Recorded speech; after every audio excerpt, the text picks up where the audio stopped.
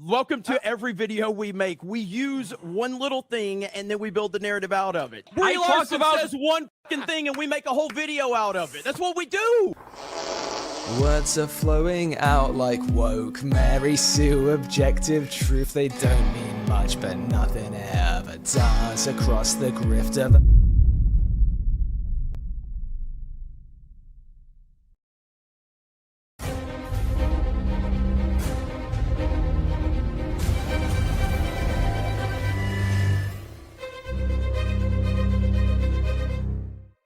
Alright, you assholes.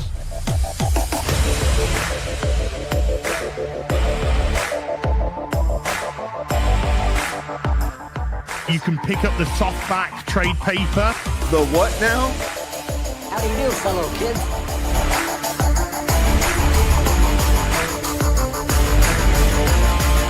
The f***ing what?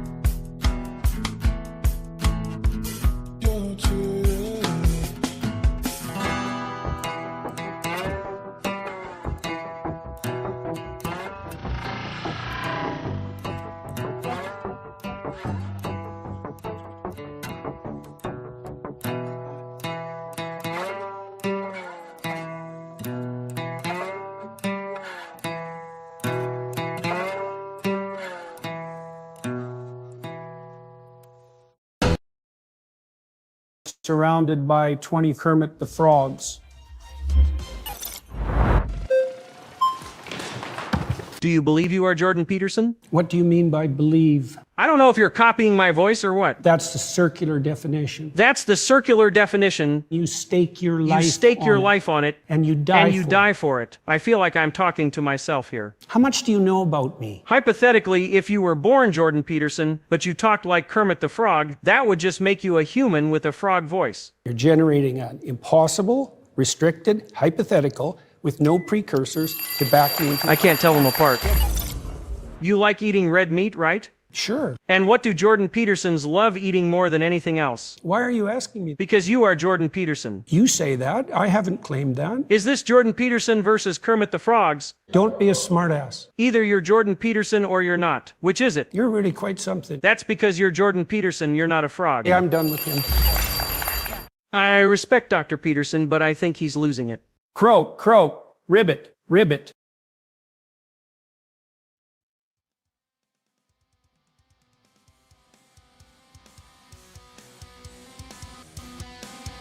You told me you got caught up in the tear gas as well. Describe what happened to you.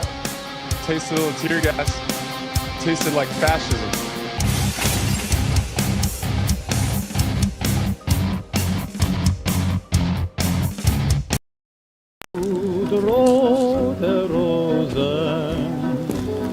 Nazi.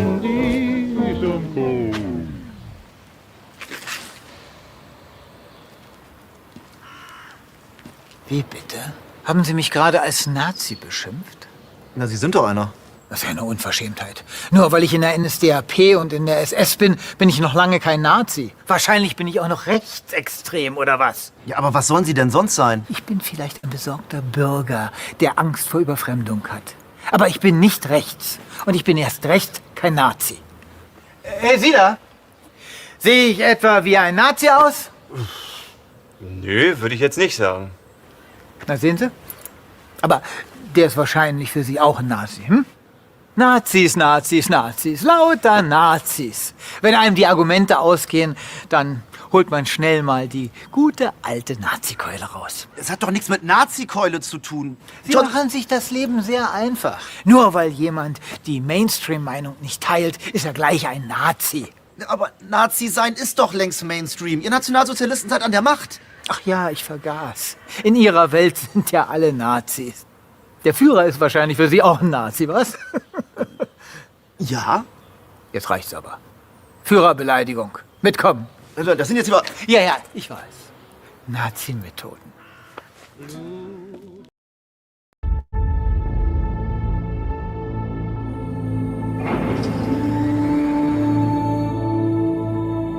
Fellow senators, friends, colleagues, allies, adversaries.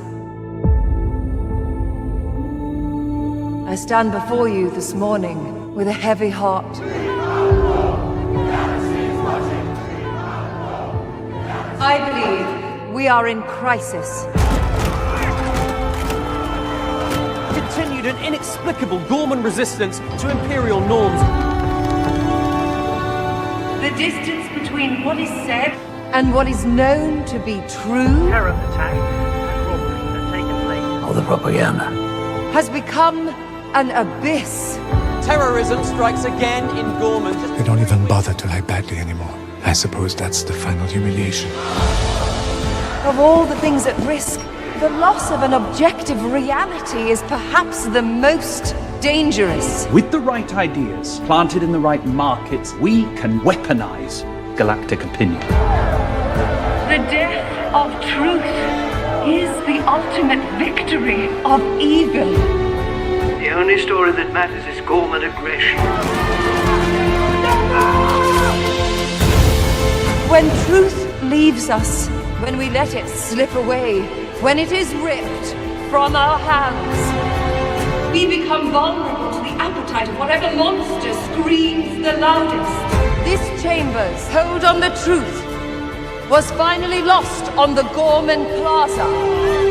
What took place yesterday was unprovoked genocide. Help us! And that truth has been exiled from this chamber. Is there no one who can help us? And the monster screaming the loudest? The monster we've helped create. The monster. It's Donald Trump, bitches. Let's go.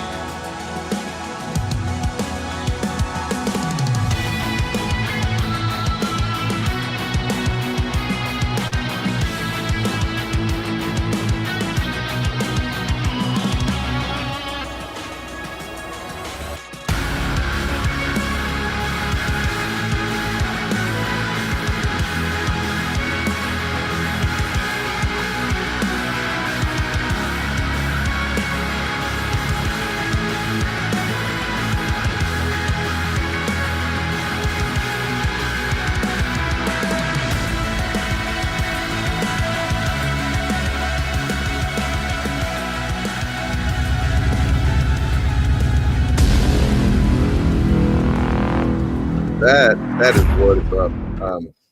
That is, yeah, thanks, man. I appreciate that.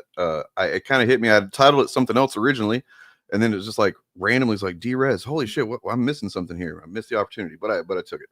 Anyways, welcome everybody. This is just so far for now. It's just me chilling. And I know we do that like every week, and then I'm like, I'm just kidding. I've got like 18 motherfuckers with me. No, it's just me.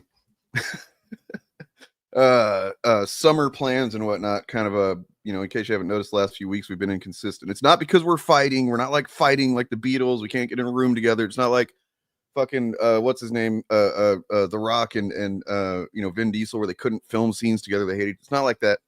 It's not like that. Fuck you, Bob. You know which one I'm talking about too. Anyway, welcome. We gonna be chilling a little bit.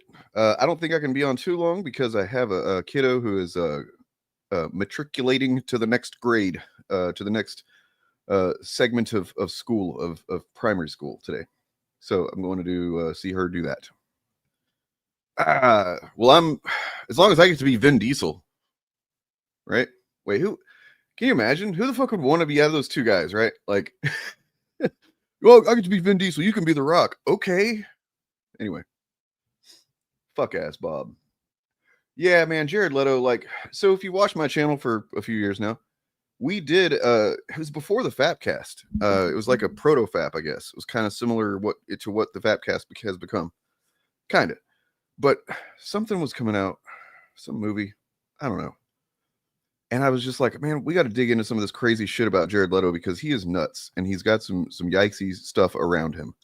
And some of that was a couple of accusations. So some of this stuff has been around for a while. It just seems like this has been the media or whatever outlets going, all right, let's just go ahead and get all these instances, in a row and blast this shit out. And just go ahead and destroy the Tron franchise, apparently. Not like, I'm not saying that it shouldn't be. I'm saying it's fucking unfortunate. But, it's unfortunate that motherfuckers like Jared Leto they exist. I don't know. We're gonna get into that. We're gonna get into the yikesy kind of the connections between Jared Leto and this Tron film, which I didn't know about until last night. That being that essentially it would not exist without him. So it's really fucking tough, man, because I was hoping it was going to be good. And then turns out he's in the trailer. I was like, oh no. Anyway, we'll talk about it. Yeah, no, I mean, officially, dude, Morbin time is fucking canceled. No more. Because now we know what Morbin is. We know what it means. All right. It's apparently over the course of, a decade and a half or whatever, essaying like 17 women. That's what Morbin is. So don't morb. Nobody morb. All right.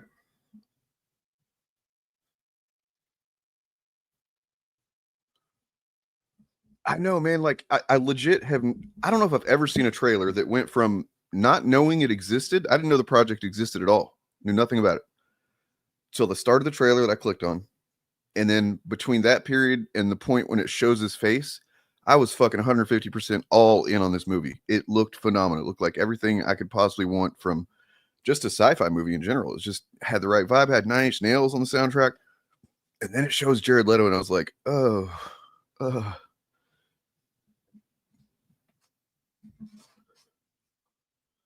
Yeah, you can still listen to the soundtrack, though, I think. You don't think you have to like the movie to enjoy the soundtrack. I do believe that Mr. Eric D. Bunks will be here at some point. I think the D stands for Dwayne. I'm not sure. But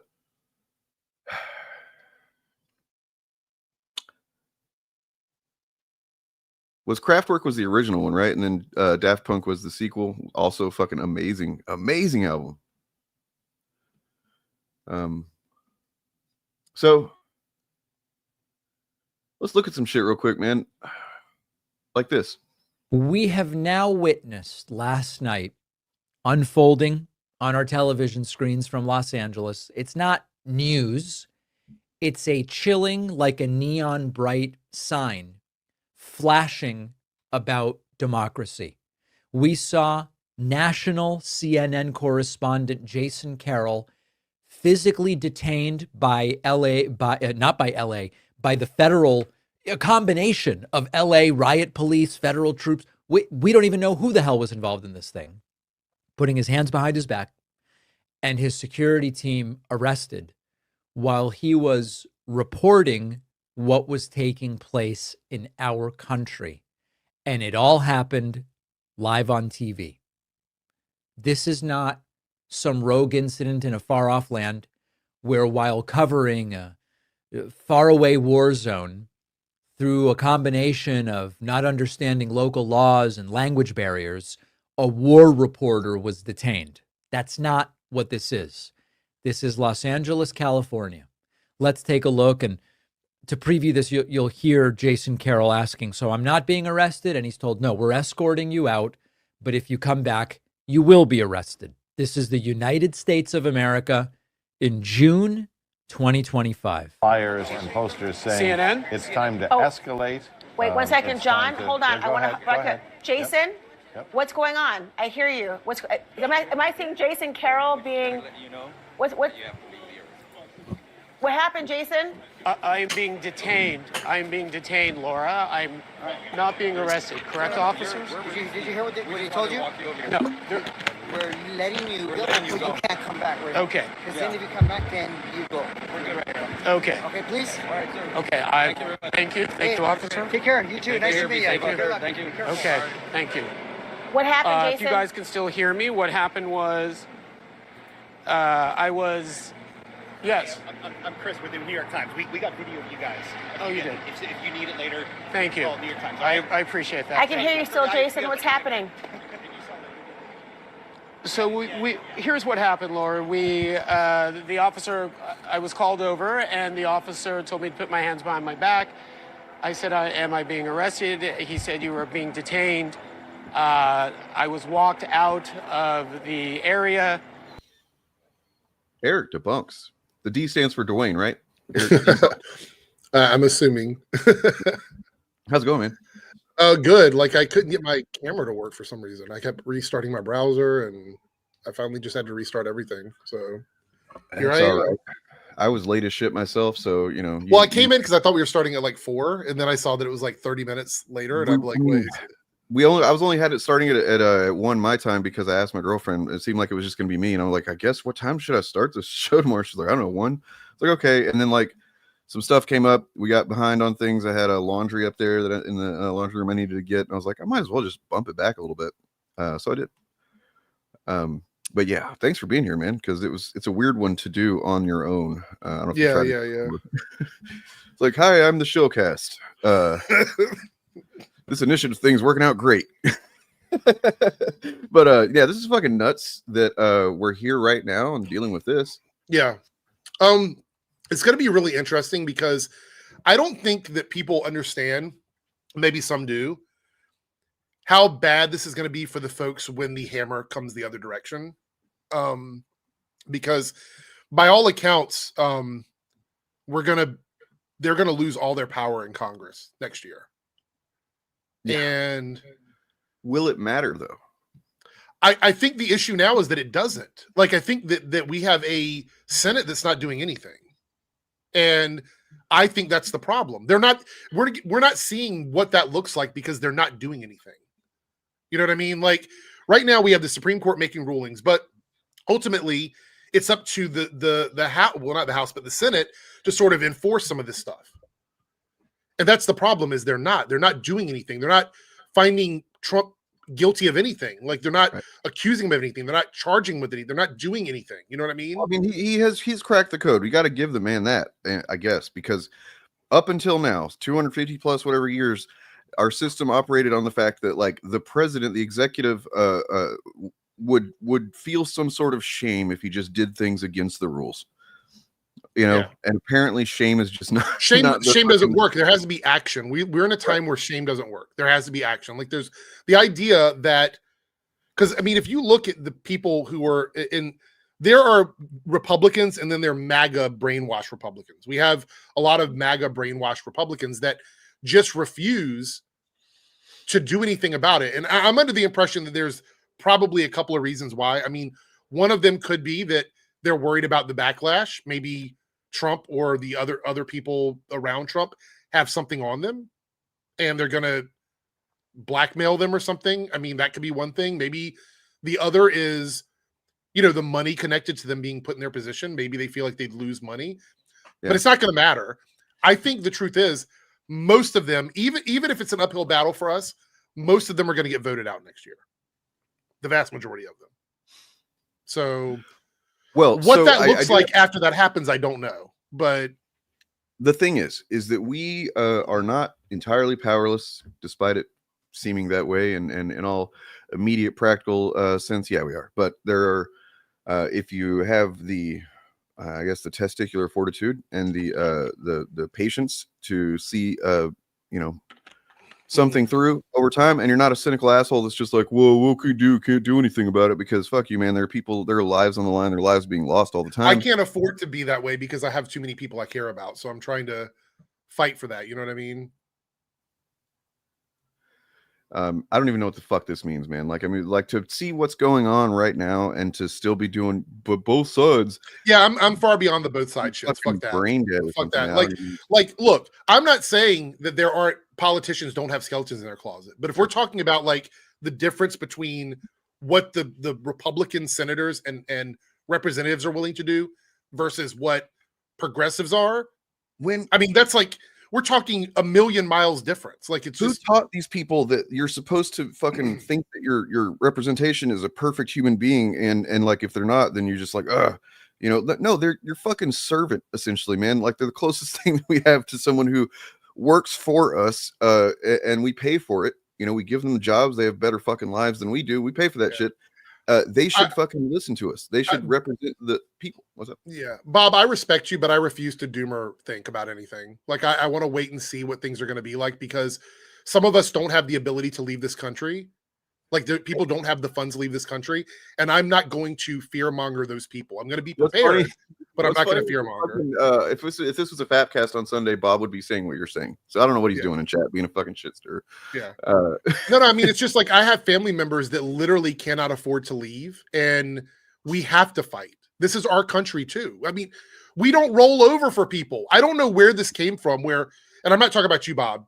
This is not me talking about you. I'm saying like this whole concept that we just let them take our country. What the fuck? Like, why are people even thinking that way? Well, look at what's happening in New York and Los Angeles. To be fair, man, they fucking did have a lot of us in like a frog in boiling water for quite a while. They kind of, you know, we always would see little bits of it here and there, once a week, twice a week. Oh, that's kind of fucked up. And then just suddenly we're just here now. I mean, it's not suddenly, but it feels suddenly. Yeah. But like the point is that I think that what I'm about to introduce here could be the inflection point, hopefully, because this is awesome. I want to see if you guys can guess what this is. Oh yeah, this is the No King's Day organized. Yeah. So these are planned protests so far. It went up by a couple of hundred new plans this morning as I was looking into it.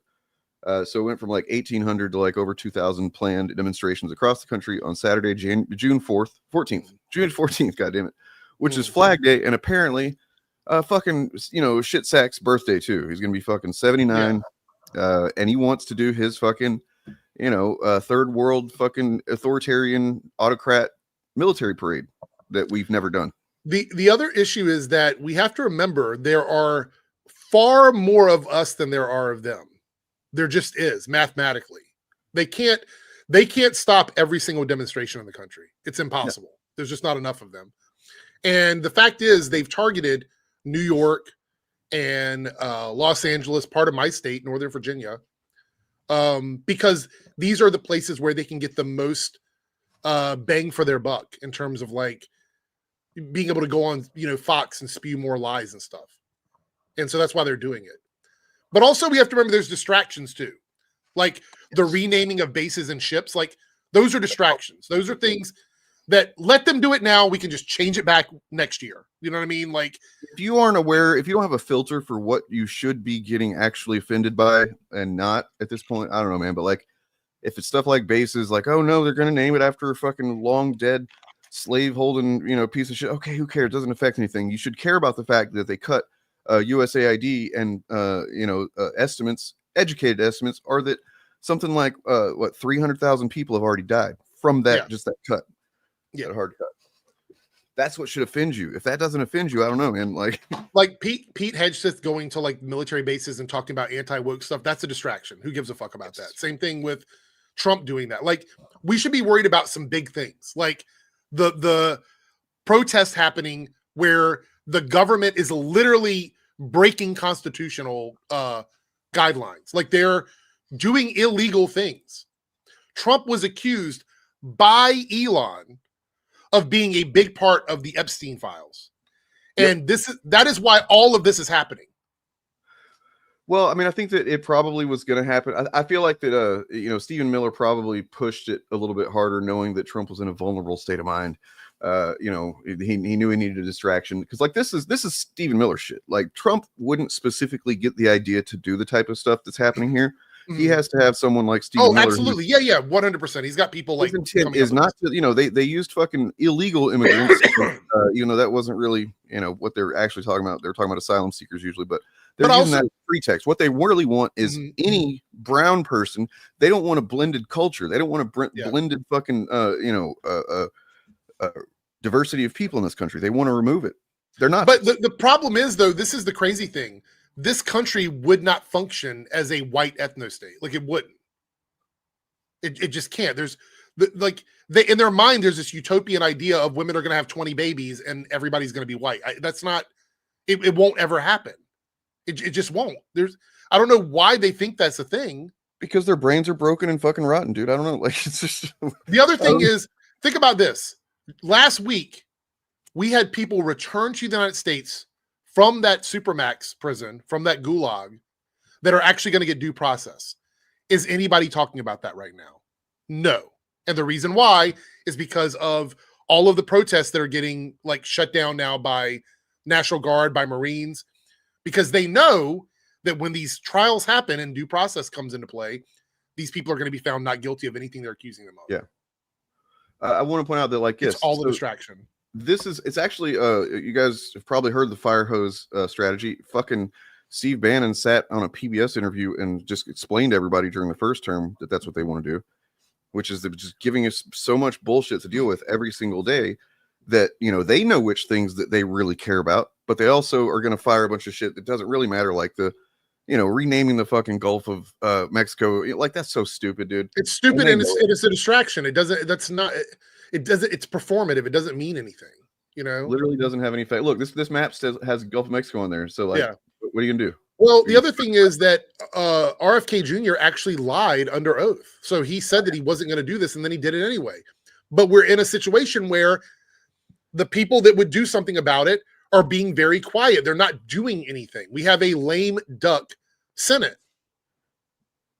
Like, they're not doing anything. This is the most, like, baited, tiny dick ass mentality I can imagine, dude. Imagine being like, I'm so scared of the woke, even though I can't define it. And it really just represents like a small minority of a few different people that have different lives than me. And being like, we need a fucking con man who's failed. You know, he's got 2 failed casinos. He's got like 19 failed businesses in his life. We need him to come and save us from the woke. Fucking pathetic. I actually underestimated the level of stupidity, ignorance, and spite that some of the people in that community have, because they're willing to throw away everything they have to own the libs. Yeah.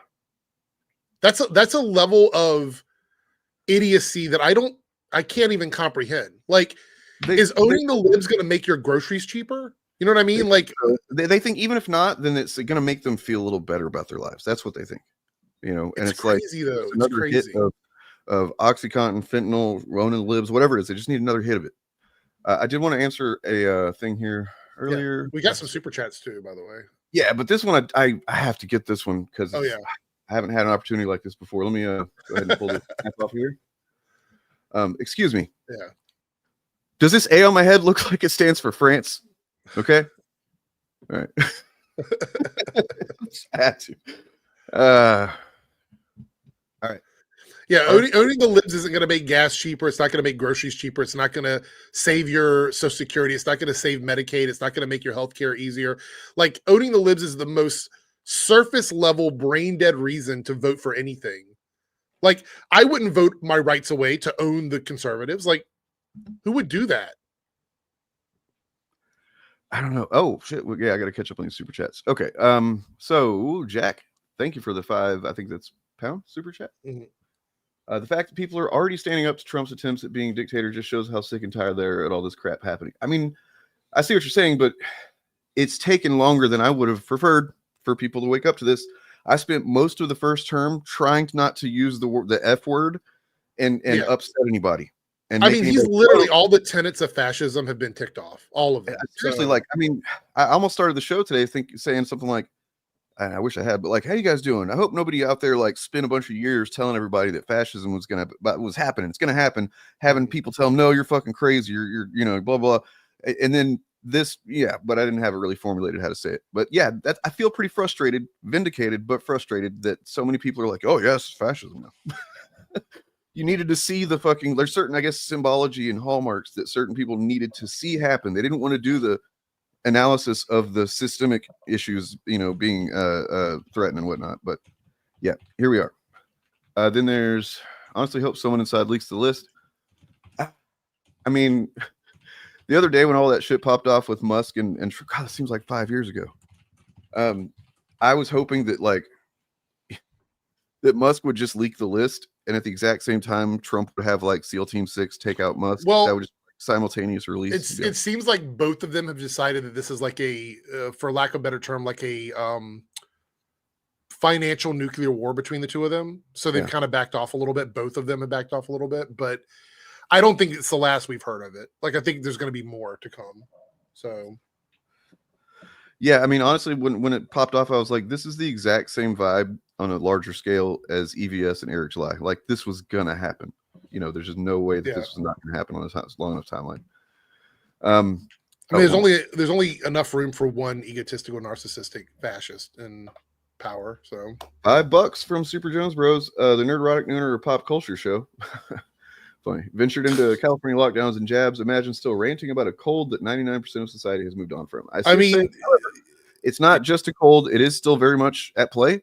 Yeah. And there are still people that can be affected and people that are immunocompromised still have to worry about it. And like elderly people still have to worry about it. So it's not as big a deal in like people from, 18 to 50 or whatever. But once you start getting up there, it's a problem.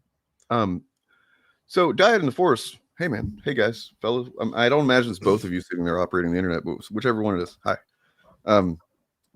So I was thinking about this the other day that like as a kid, I was like, who the fuck is Mon Mothma? Who is this lady? She's like in her nightgown. She's like Minnie Bothan's. Who are you? And now I'm like, oh my God, she's one of the greatest characters.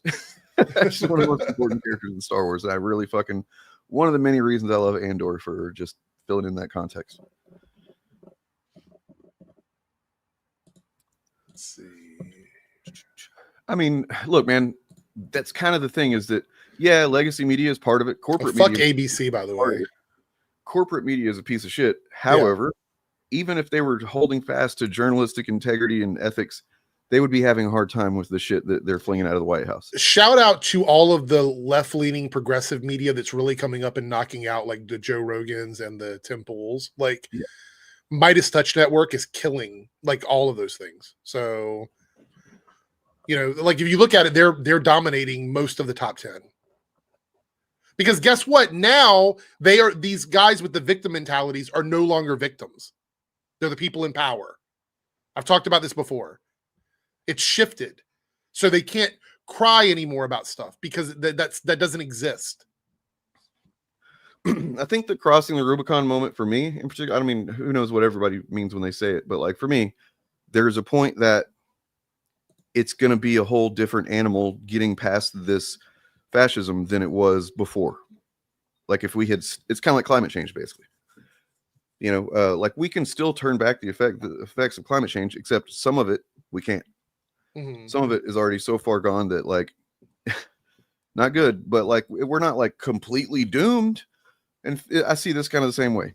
Like if everybody had kind of started spotting the fascism early on, like your boy did here, and not just wasting so much time arguing with me about semantics, then yeah, we could have maybe started to formulate some kind of response and maybe made it so that he didn't even get back into office. That would have been great. The amount of people who now say they regret voting for him is extremely high.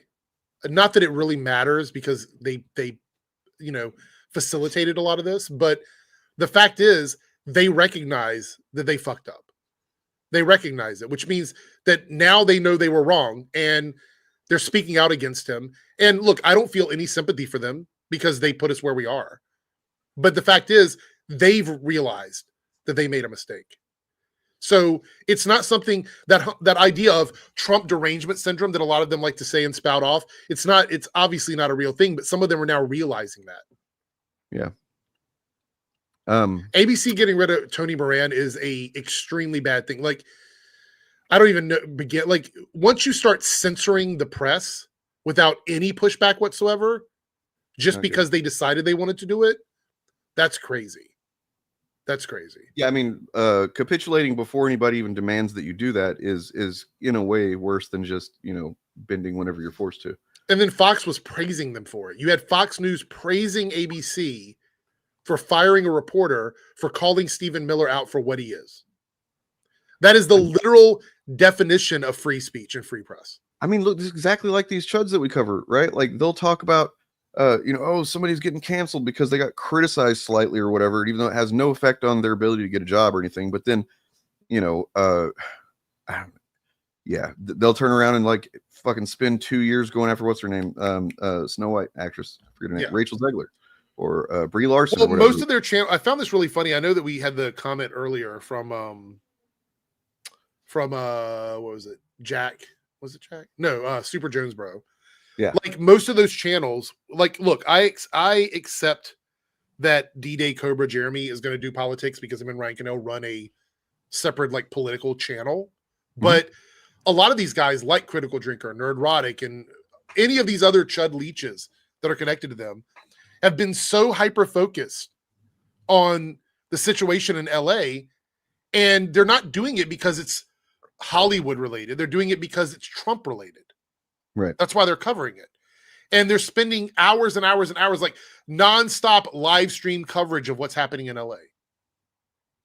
And they're doing it because they want to send a message. They're all political channels. None of them are fandom channels. If I can say so, what I've said for years is that it's not just that they want it. This is their fucking job. This has been, at least from a certain point, I can't tell you what date it is for each one of them or anything, but from a certain point onward, they were no longer YouTube, even just disgruntled anti-fan YouTubers. Yeah. They were that masquerading as that, but with their true intentions being twofold grift, which is money for, you know, short-term gain, and then political fucking just extremist reprogramming of people that don't know any better. Yeah. And that's what they've been doing. And now, you know, once the election happened, you see that Griggs kind of pivoted even harder into it. Did you see this? You saw that post from a Critical Drinker the other day, right? Which one? Oh, the one that was shared. Yeah, I did see that one. Let me grab that, because he's never said anything this overtly fucking white supremacist, as far as I know. And then he just did. And I don't think it's a coincidence. Actually, my video tomorrow is about Critical Drinker. So not about this, but about Critical Drinker. So this, you know, this game announcing Relooted, an African futurist heist game where you reclaim real African looted artifacts from Western museums. Okay, whatever. I wonder if the game will explore why they were preserved in museums in the first place. And of course, he's not saying anything specific here because he's a fucking coward, which is why in every single video he's like, "Oh, if I was a cynical man, I'd say this thing that I'm going to say right now." But the implication there is I guess, if I'm putting on my racism hat, is that he's trying to say that we white people had to protect these artifacts from black because people? of the savages and the tribes and things like that. Yeah, I mean that's what he's saying essentially. And it's like, does he not realize white people have shit in museums too? It doesn't make any kind of sense on any level. It's clearly just done as racism bait. That's what I mean. It's specifically like I from what I know of the game, it's specifically people reclaiming items from places where they shouldn't be, like taking them back to their culture, to their community. So that's the whole point of the fucking game. You got to think, this is somebody who probably never has questioned what Indiana Jones did in those movies, or Laura Croft, or Laura Croft. Like that's just cool. That they got to it first. They get it. You know, finders keepers, right? That's they look at whether it's artifacts or whatever. It is amazing to me that they always seem to find the most random thing to just turn into like a racist or sexist thing. But my point when I posted this on community tab was that, like, I've never seen him say anything like this. Yeah. This is like Gary level of shit for sure. Gary will say this stuff. Well, because we're seeing diminishing returns, like we talked about it. We ran the numbers. These guys and it's also that they know that, like, there's that level you're 100% right on, but it's also that they need to keep pushing for their political goals. Essentially, like they're at a point when they have to fucking keep driving it. And they'd be doing that, I'm sure, if they were making more money or whatever. Because that's just where they are. They have to support this is the big push. This is the big fascism push right here, right now. We're in it. Fucking wake up. We're in it. And these guys are going to be behind it. So, I mean, the crazy thing is that, like, we could go through, like, I have all of my notes over here of how Trump has ticked off all the boxes of fascism. Have you ever gone through and wrote out your notes for that? Because I've done it several times. I would love to if you want to. Let's do that. So, number one, these are the 14 elements of fascism. Okay, and I'm going to give you Umberto Eco, right? Yes, yeah.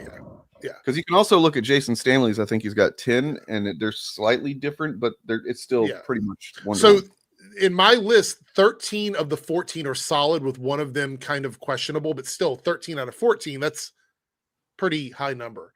So number one is powerful and continuing nationalism. Make America great again. I don't think we have to dive too deep into that one. Ground floor of it, yeah. American first, anti-global rhetoric, like that's the big one, right? The tariffs. The tariffs are a policy action based on that, right? Like, because we pay too much, we're going to get them to pay us now, but it's of course all it does is make consumers pay. The second one is disdain for human rights. I mean, deportation without due process, like family separation at the border, Muslim travel bans, like sending people to countries they aren't from, they don't know anybody in, and then putting them in a prison there. Right. that they might never could get out of. That's number 3 is identification of enemies and scapegoats as a unifying cause. Again, I mean, these are all obvious ones here. Vilifying immigrants, Democrats, the media, BLM protest, all queer people, anybody that questions him, you know what I mean? Reporters, doctors, Harvard, schools, education, like all of these are unified oppositions to everything for him. And scapegoating them is like the number one thing that he does. Mm-hmm. Number one thing. All right. 4, and we're seeing this right now, supremacy of the military. Publicly support, over publicized support of the military, expanding domestic power, deploying the military force against protesters, and threatening martial law like actions. And we're seeing it right, like this one is happening right now. We're seeing this in Los Angeles. We're seeing it in New York. So this one's right in front of us. Number 5 is rampant sexism. Do we really have to go into that one? I feel like that one's grab him by the pussy, cheating on every single wife he's had with another woman. I mean, it's considering women to be second-class individuals, Roe v. Wade being taken away. Like there's a lot of it. Controlled mass media discrediting press again, labeling press as fake news, enemy of the people, delegitimizing journalism. We just had somebody fired from ABC for speaking out against the Trump administration. Yep. Obsession with national security. I mean, border wall, military deployments on U.S. citizens, depictions of America as under siege constantly, even though we've already determined that's not true. That's so real quick. I wanted to hop back to the where you talked about supporting the military and there's all that because it's very much empty posturing. Because right here I've got from this is just one of several instances you can find. This is from ProPublica, investigative journalist. As of May 6th of this year, internal VA emails reveal how Trump cuts jeopardize veterans' care, including life-saving cancer trials. They basically, from what I understand, they've completely cut all funding to suicide prevention hotlines for veterans. Yes. So, and they've already had people that work for Veterans Affairs hospitals saying that they were understaffed to begin with when Trump came into office. So, well, but they shouldn't say that anymore because look at this. Trump administration warns VA employees over social media posts. Okay. So not only are we fucking you and we're fucking the people that you work for at the VA, but you can't talk about it because guess what? We're not actually about freedom of speech either. Right. Yeah. No, they never were. They must avoid posting sensitive information about the department on social media. I thought they were the most transparent administration in history. That was what they said, right? That's why they're giving us all this information on Doge. Oh, wait, they classified a lot of that. And Trump is trying to make sure that a lot of that never comes out. So that's really interesting.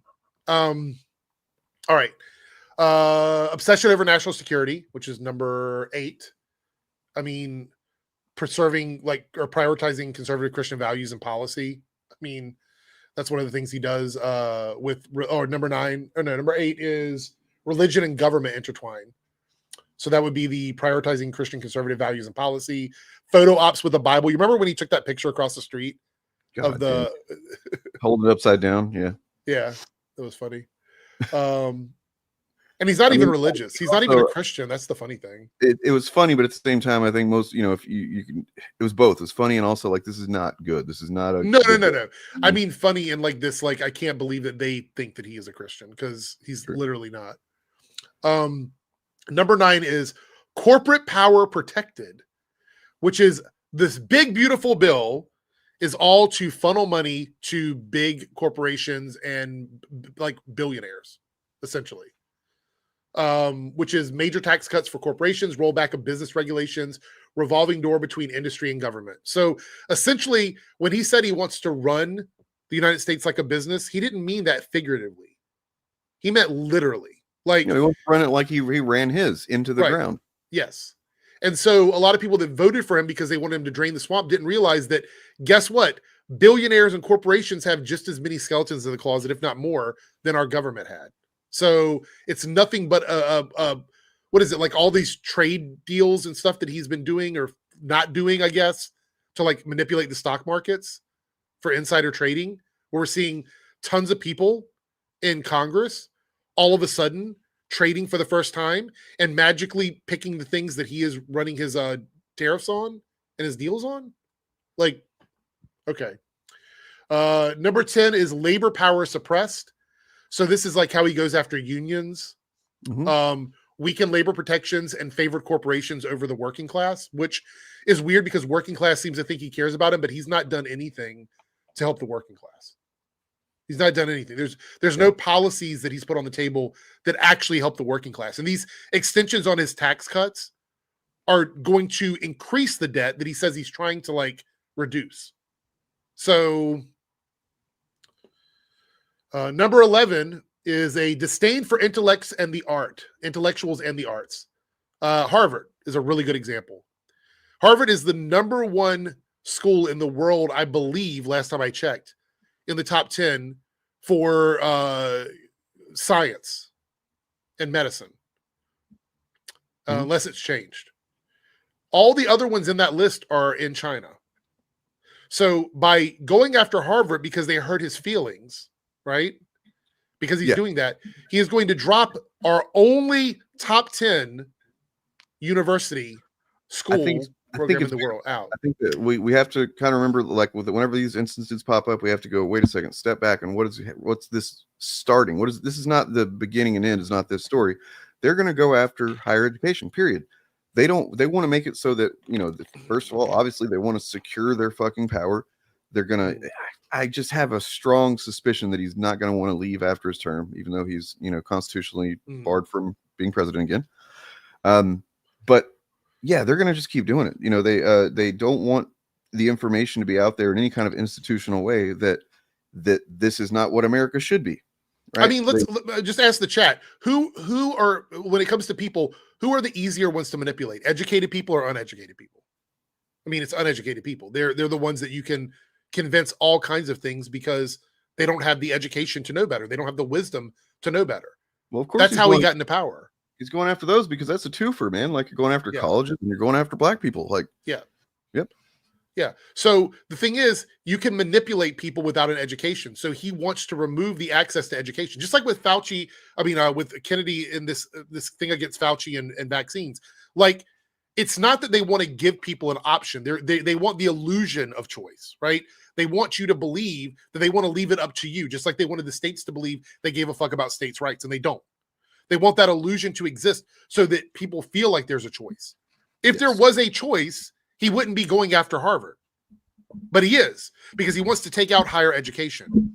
He wants to make America stupid again. Because I would argue there are times when America's been stupid. But he wants to make America stupid again. And by the way, guys, this was all fucking outlined in Project 2025. Absolutely. 100%. Which was just available to read for at least a year prior to the election. We did, I know we did a Fapcast or two about it. It was all out there, man. And we're seeing it happen, and people are like doing the Pikachu shocked face. Oh, and then they would play this game where if you were to say, "Oh, you are manipulating people who have less or lower education because they don't have access to it," they would say, "Why do you hate the average American?" You know what I mean? Like, that would be their playbook. They would say, "You're now attacking people who don't have access to expensive schools," instead of evening the playing field and making it so that there are things available to everybody. They not only want to make it just for the elites, they want to make it impossible for even rich people and people from out of the country to go to these schools. Although I will say now, all of a sudden, there's a deal with China, and he's going to allow Chinese students to come back and start going to school here. Like, yeah, all of that. So them and white South Africans, that's it. Yeah, pretty much. People can make go ahead. Sorry. Yeah, I said people you can make money off of. That's about it. I was going to point out that, like, so let's see. People saying conservatives are generally that's true. I'm from the deep South in Texas. I feel very fortunate, and I guess it's just by some quirk of autism maybe that allowed me to get through such a shitty high school or school experience and not be a complete idiot like a lot of people I grew up with around. There's a lot of stupid people in conservative, legislated areas. And it's not their fault. Like, I want to point out, it's not their fault, right? They're stupid people. They're not stupid people. There's plenty of people. It's just the capacity to learn and be smart or be educated is just as great there as it is anywhere else. It's that conservative, lawmakers, government understands exactly what we're talking about. They have for a long time. That it's easier to convince somebody that, let's say, it's really about states' rights, because then I'm just talking about, like, for example, the Civil War. Of course, they were all about states' rights with that. Like, hey, what about the states having the rights? Blah, blah, blah. No, because that you're wanting to use states' rights to own human beings. Can't do that. But if they just frame it a certain way, their people aren't going to think about it in the way that they're really intending it. So that's why these people generally, they don't even think of themselves as racist, and they might not have like super hateful thoughts in their head or anything, but they are advocating for racist policies or whatever because of the framing, and they have not been able to suss out that they're getting snowed. The framing that has been given to them is fucking deception. Right. And I mean, people that have voted for Trump fall into a few groups. I know we tried to break it down before, but I mean, there are people that vote for Trump for different reasons, but none of them are good. Like, none of the reasons they're voting for Trump are good, because even the ones that they think they're doing, like the reason why they're voting for him, like to lower the debt or whatever, he's lying to them. Well, the also big beautiful bill adds to the debt. So even if they're kind of educated, like high school, but they are like low engagement. Yeah. So they don't seek out more information on news stories that really matter, and you really should understand as comprehensively as possible before you have an opinion on them or whatever, or vote on it. They don't do that. They hear, oh, he doesn't like, he doesn't like the wars, right? He doesn't think we should have been in Afghanistan. Okay, sure, that's true, but like, does he mean it? For one thing, is he gonna be, contradictory about it when it comes to some other circumstance? Yes. Like, it's those are the things they don't consider. I mean, if you look around at the Trump rallies, you'll see the vast majority of people there are only voting for him because he's owning the libs. Like, that's literally what it is. You know what I mean? Like, they don't like trans people, they don't like black people, they don't like women. They're there at those rallies because there's interview after interview after interview of different people asking them like policy positions for Trump or things that he's done in the past to make things better for them. They don't even understand politics. They don't understand politics. Well, yeah, his foreign policy's always been terrible. Like, you just have to look at his first term. Just look at his first term. It's like voting for him because you think he's going to make deals with the rest of the world when he literally has one of the worst reputations with international relations. Like, it's crazy. But we have three more things here. Obsession with crime and punishment. I mean, exporting people to gulags, he's so locking up crime people. that he makes them up. He makes up all these crimes that are happening. Here's a good one, number 13, rampant cronyism and corruption. Installing loyalists in key positions. Hello, his entire fucking cabinet administration. Nepotism, obviously, especially with Jared. Multiple officials convicted or indicted. Misuse of office for personal and political gain. Well, he's getting a plane. He's getting a giant, what is it, $400 million plane. Yeah. And the last one, number 14, is fraudulent election claims are undermining election legitimacy. And I don't even have to explain that one. That's which ones were you saying were kind of like a little so soft? Well, I had the labor power suppression thing there because I don't think he's outright like he's been disingenuous with them, but he hasn't really outright attacked them that I can remember. Like, is there ever a time where he's attacked unions, or is it more like he's just never delivered on promises? Because I wasn't sure. Well, I mean, the fact is that like in the country right now, unions are not a robust, healthy thing. Period. There's like a handful. So that's the iffy one for me, because I tried to find something that actually like lined up with that specifically, but he does not seem favorable for the working class, which would, there you go. Labor power suppression would be empowering them a little bit. And he's not doing anything. He's lobbying for like the rich corporations, but he's not necessarily attacking the unions, but he's not helping them either. So I feel like that one is kind of a iffy spot, but it's iffy enough where if we're talking about all of the elements of fascism, if we've got 14 elements of fascism and one of them is just sort of a question mark, I mean, I think that's a pretty big deal. You know what I mean? I've got an article I want to read just some from. I don't think I'll read the whole thing, but I don't know. I think it's important to kind of start thinking about these things in comparison terms. So this is by Paul Krugman from Rolling Stone on May 1st. This is May 1st. If you weren't deeply afraid months ago of what a second Trump administration would mean, you weren't paying attention. The attack on democracy and rule of law, the transformation of the land of the free into a nation where masked government agents kidnap people on the streets and opposition to the leader is criminalized, was completely predictable. Even those who knew the bad things were coming, however, have been startled by the damage MAGA has done to our strengths, the speed, if you like, with which it has undermined American greatness. It is obvious that Trump and company would pursue some bad economic policies, but few expected them to create a full-blown crisis in a matter of months. It was obvious that Trump's allies would degrade governance, but not that they would rapidly bring the whole apparatus of government to the point of collapse. Sorry, I had to burp. It was predictable that MAGA would go after inconvenient research like the study of climate change, but not that it would move so decisively to destroy American science and intellectual endeavor in general. And much of the damage will be permanent. Even if MAGA is eventually driven from power and its policies reversed, we may never go back to being the nation we were just a few months ago. Oh, I think we're beyond, like, there's some things that are just beyond fixing. Like, there's some things that we'll never fix, not in our lifetime. I mean, I think that's really naive, man. I'll be honest. Maybe it's just kind of cope talk. That's what you tell yourself. Maybe you're just not aware of some of the things, but like, it's not clear that that's the case. We have never had a president in my, like, I can't think of one that has destroyed the country as quickly as Trump has. I mean, I kind of got onto somebody in Discord earlier because, you know, he's like, Trump's not going to do anything. He's all talking. It's like, man, you really shouldn't speak with such confidence on shit like this. If the goal is to dismiss people's concern and kind of dissuade people being interested in what's happening.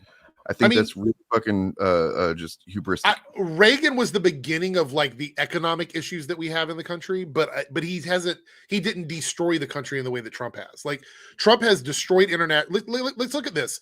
We don't have any real allies in the world. The ones that we do have are paper thin because he's destroyed all of that. He slapped tariffs on countries like Australia where we had a trade surplus with them. He's gone after Canada, one of the biggest importers of American goods. They're one of our biggest trade partners. If not, I think they were the biggest trade partner in the world. I'm sorry, man. Like, I mean, I don't think you understand what you're engaging with here. Presidents aren't supposed to have a whole. I mean, they do have a lot. There's of power. No checks and balances. We just talked about this, though. This guy has already blown past whatever limitations presidents had, and not to mention the fact that even before Trump, the executive powers had been broadly, just increased over the last several administrations, basically since 9/11. I mean, let's talk about the Supreme Court ruling. 9-0 said that he should not be deporting people without due process. Did that stop him from doing it? No. He's still doing it now. It's still happening. The Supreme Court, the biggest court in our country, told the president, you cannot do that. And he is still doing it. So if that doesn't give any sort of like idea of what we're dealing with, I don't know what to tell you. The Supreme Court is not a suggestion. It is a ruling. And typically we've had presidents don't have power. Like, presidents have power, militaries have power. They're different kinds of power. They also, depending on how much of the military is in favor of whoever the president is, which generally is probably a lot of them, that are cool with Trump and voted for him. Whether or not, like, for instance, when Russia attacked Ukraine, unprovoked, just decided they want to fucking claim Ukraine as their geography now, because that's what happened. Pretty soon you started hearing a few stories of like some of these Russian soldiers that just like quit because they were like, they didn't know it was going to be like this. They just, they were in the military because it's, something to do with your life, right? And they get in this and they go into Ukraine. They know it's fucked up what they're doing, and several of them started quitting and going home and stuff like that, or whatever. But not enough of them, obviously, to stop the war effort. But it happened. But if there was enough, then you might see things have gone a different way. These things are much more complicated than what this kind of comment is suggesting.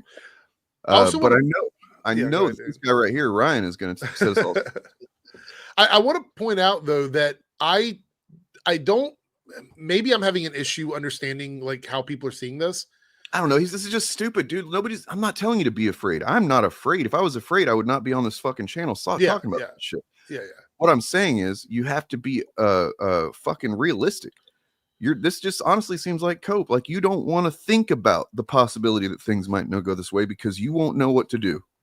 There you go. Sorry. I do want to point out that I find it a little bit intellectually dishonest for people to not recognize the damage that's been done in the short amount of time that he's been in office. Like he has destroyed relationships with the rest of the world, which has weakened the United States as a power, because every bit of leverage we had in terms of like being able to influence the rest of the world, the things that a lot of people here, America first, would want is the ability to influence the rest of the world in a positive way or whatever way they think it is. He's eroded that. That's gone. Like we have to build that back up, and that can't even start until he's out of office. So we've got another 3+ years of trying to get around this egotistical, like narcissistic fascist president while the rest of the world is moving on without us. A lot of these countries now have trade deals with other countries that we don't even have to be involved in. For example, I've seen videos of people in Asia who are like, we have a deal now with Australia. We've made them richer because now we're buying all of our meat products from that country. They made a massive deal with Australia. So what I'm saying is we have lost our standing in the world because of Trump. We've been downgraded in the world on credit. We're going to be adding trillions of dollars of debt if this package passes. I don't think there's again, intellectually dishonest comments. I can't imagine that you're looking at what's going on and thinking that this is even remotely similar to anything else we've seen in our lifetime, because it's not. The outside perspective, I know for many years I've heard America is the greatest country in the world, and that's been reinforced so much. I think that far too many of you actually believe that, based on things like the enormous amount of wealth that you've accumulated, and that is impressive. But I don't think any American really understood sort of below the people who ran the big corporations that the reason America has been so rich is because of its flexibility with world trade. Mm-hmm. Australia should be trading with Japan. They're that much closer than they are than the US. We should be trading with Europe because America is so far away geographically, purely based on that. The different legislation, like we don't take so many American food products because the standards that you use are so different to ours, and by different I mean lower. Mm-hmm. Because sometimes it's not, sometimes we're overly cautious, but a lot of the time the practices that make your food so cheap for you make it impossible for us to import, which is why all that big beef deal that Trump put together, that's not for human consumption. I don't think. I'm not exactly sure. Yeah, I don't think it is. I think it's something else. I think it's like for pet food or something. Yeah. So it's a bit of a smoke and mirrors game. The one thing America has done well is it has exported labor to places it's cheaper, so it could import the goods, and that's what Trump has destroyed. Mm-hmm. The reason, I mean, and it's horrible to say it, because the reason all the labor was leaving America at the rate it was is because it was cheaper to make it in sweatshops in other countries. Yeah. And I also think there's a lot of fake concern trolling about that from like Trump supporters that act like, oh, we don't want slave labor. You were okay with it for your entire lifetime until Trump came along, and now all of a sudden you're like, oh, actually the Democrats must want slave labor. It's like, no, this entire country benefited from other countries having a smaller hourly wage than what we had because of where they are in the world. And nobody ever, well, I say nobody, the vast majority of the public never even thought about it before, until now. To be fair, sometimes it wasn't slave labor. It was the relative cost of things in those countries compared. True. So, and also the mechanization. The reason the car industry took such a hit when it first did was because they could make cars on an assembly line with no people. The point of that is that the left said, well, you can't just fire all these people in one go and replace them with robots. And the Right. right said, well, sure we can. And they did. And it's the same with this. And I think this is the thing that is so hard to explain because it's a complicated issue. Slave labor is bad. But you can't just flick the switch and turn it off. Right. Now you've become so reliant on it. And it's really, really weird. Just a few months ago, people talking about how the UK didn't have freedom of speech and how we were a police state. And all those people have suddenly gone silent. Yeah. I want to point out also, there's a big chunk of channels here on YouTube. I'm not going to call them all out by name because I'd have to go back and remember what exactly was said. But I do remember sort of in a broad way, the sentiment. Back in November, when Trump was elected, I think we talked about it. I did a couple of live streams about it. And everything that I said was going to be a problem. And it was like, oh, you're just fear mongering. That's not going to happen. He's never going to do that. He's done almost every single one of them within the first few months of his presidency.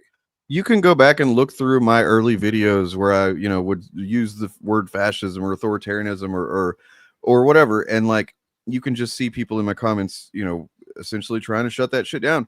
It drives me insane that now there's still people that are presumably not even actually fascists, although they very well could be that and pretending to not be, because that's one of the ways that they gain power and influence. I mean, there was a go ahead. There was a recent clip of Adam Conover on Tim Pool. I'm sure you saw that, where Tim Pool was saying, because Adam Conover had just been to the UK, and Pool was saying, well, you couldn't make a joke about Islam there because you'd be arrested, which is categorically not true, by the way.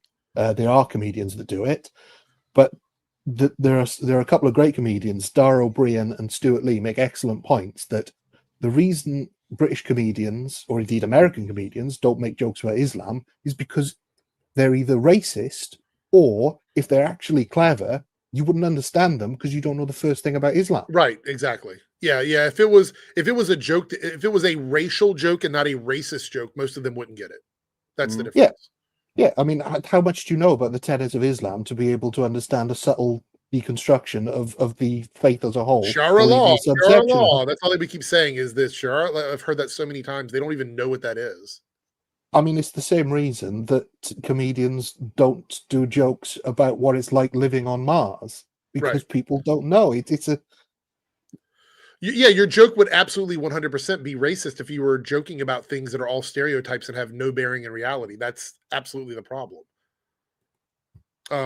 Sorry, I want to show this video real quick. Yeah, if you don't mind, just a bit of it, because this is from less than an hour ago.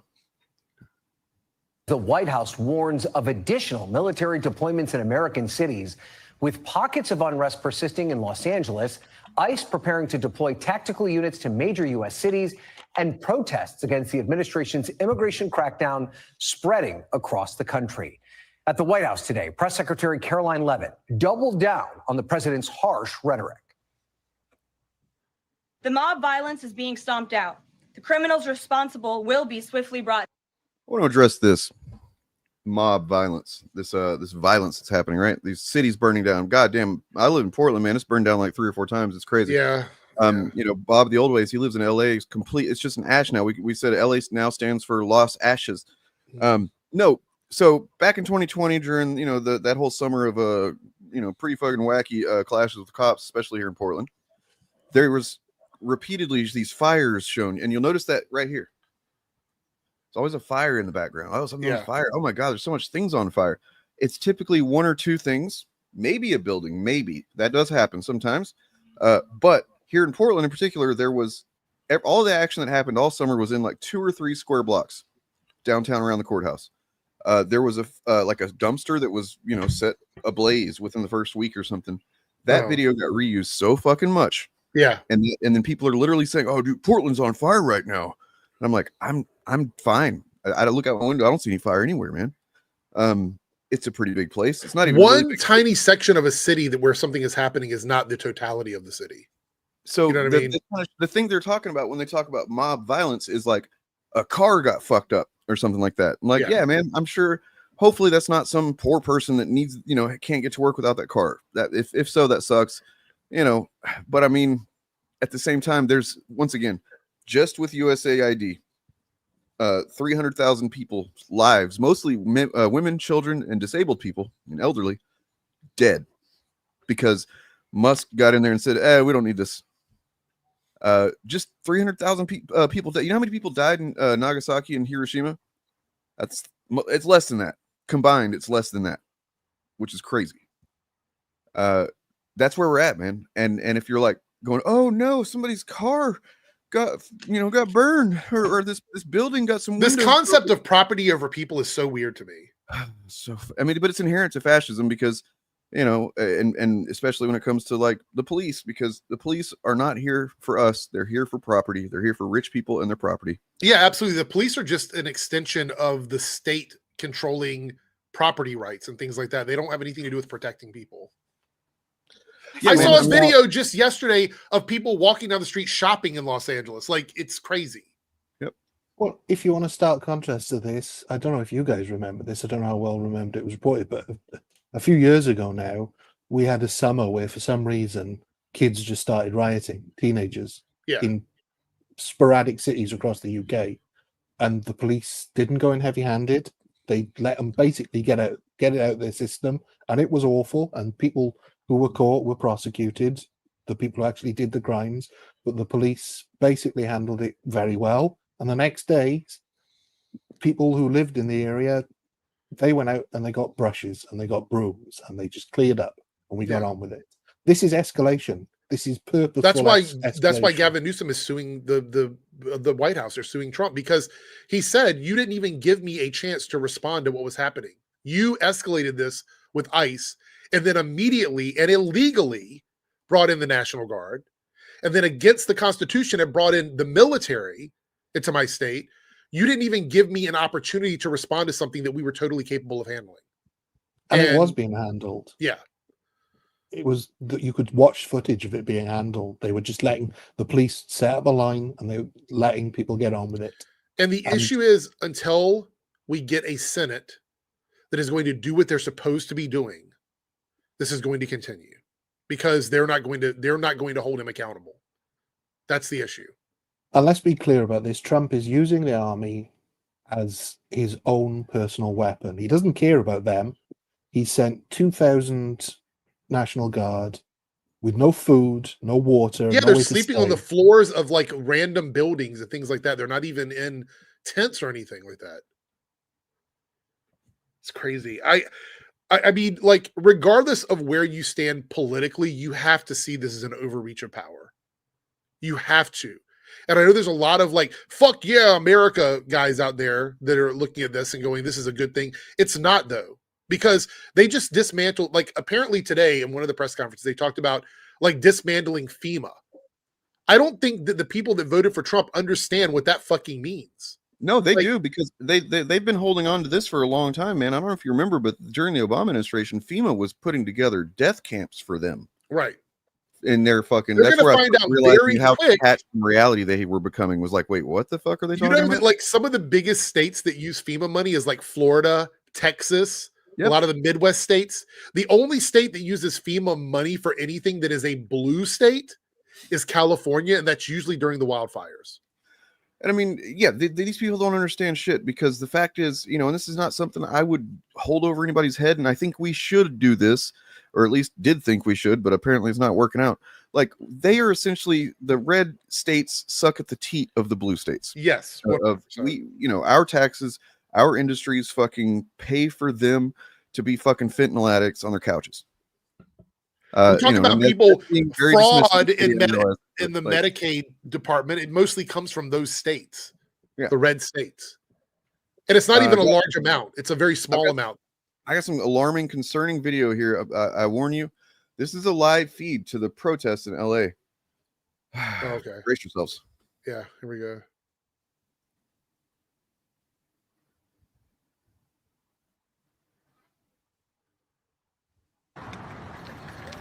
Oh, no. Oh wow. I mean, you're going to have to turn this off. This is too. This is frightening. too much fire and destruction. This is against YouTube's terms of service for sure.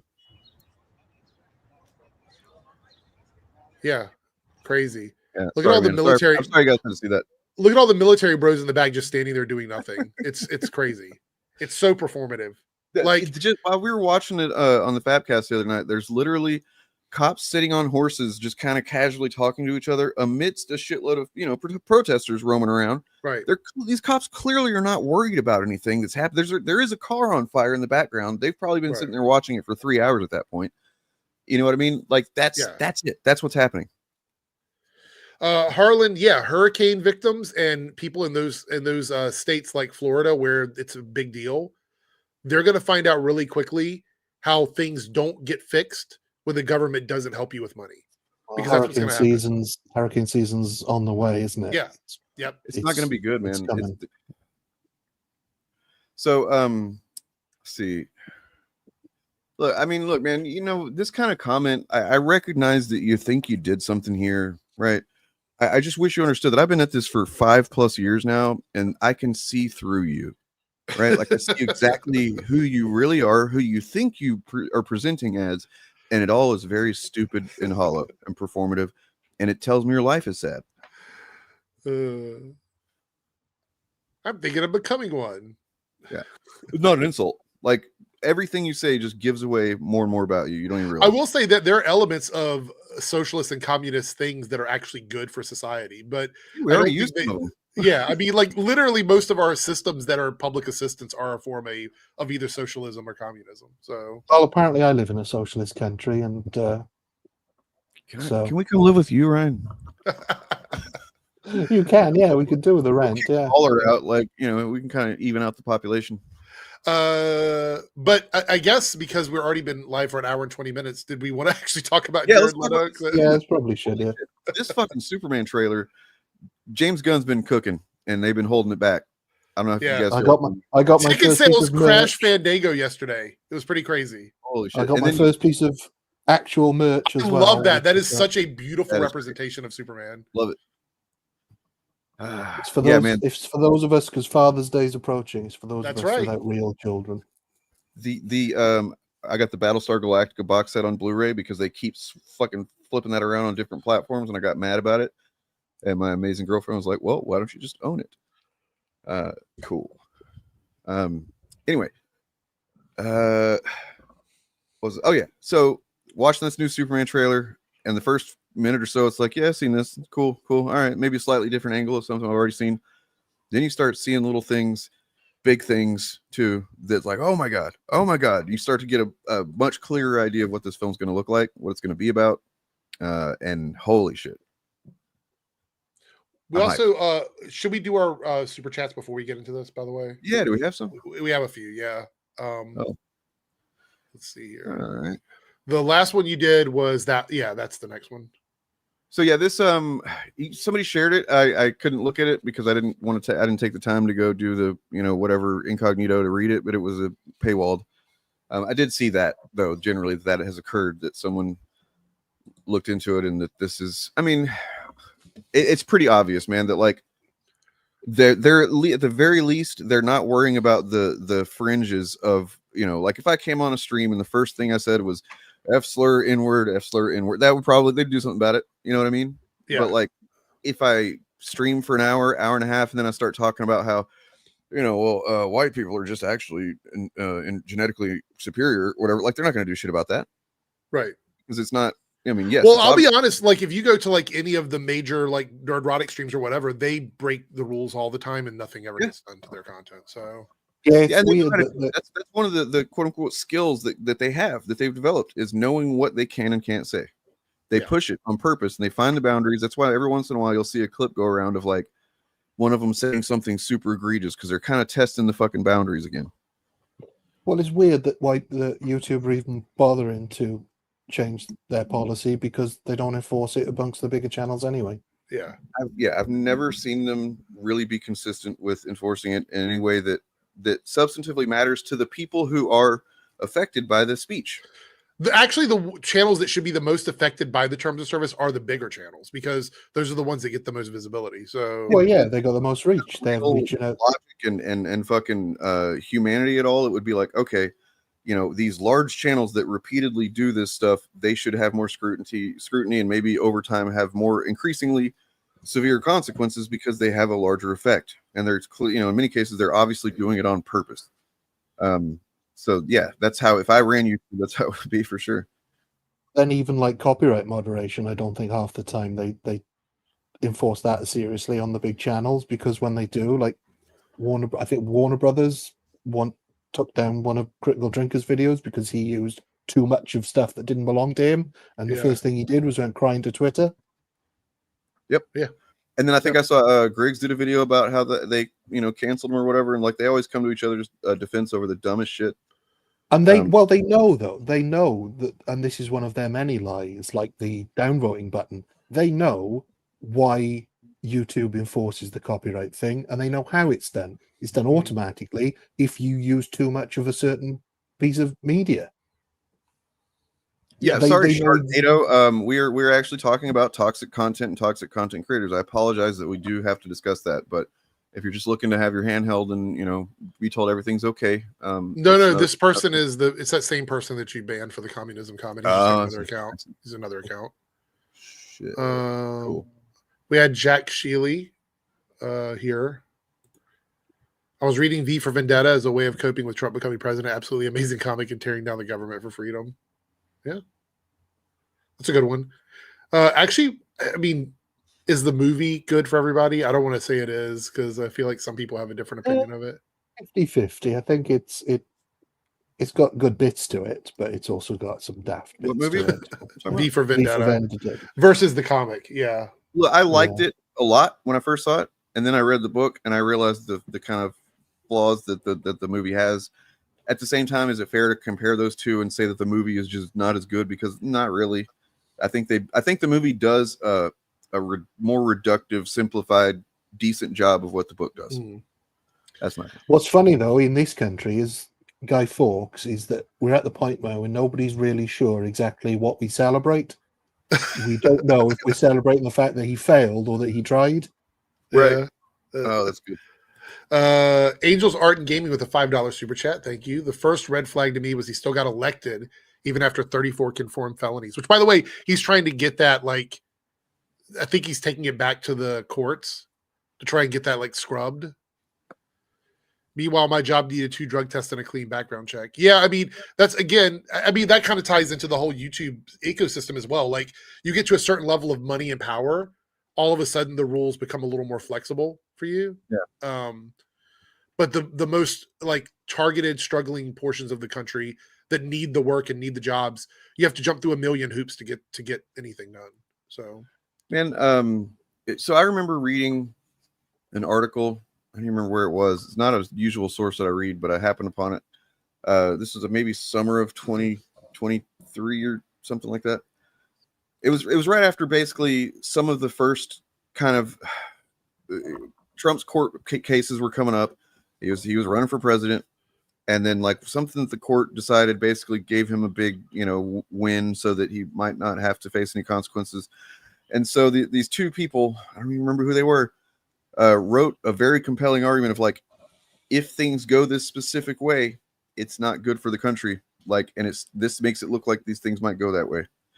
And I remember reading that, and at that point, generally, I still held the view that, like, man, this guy's been fucking convicted of this shit. Everybody saw what happened on January 6th.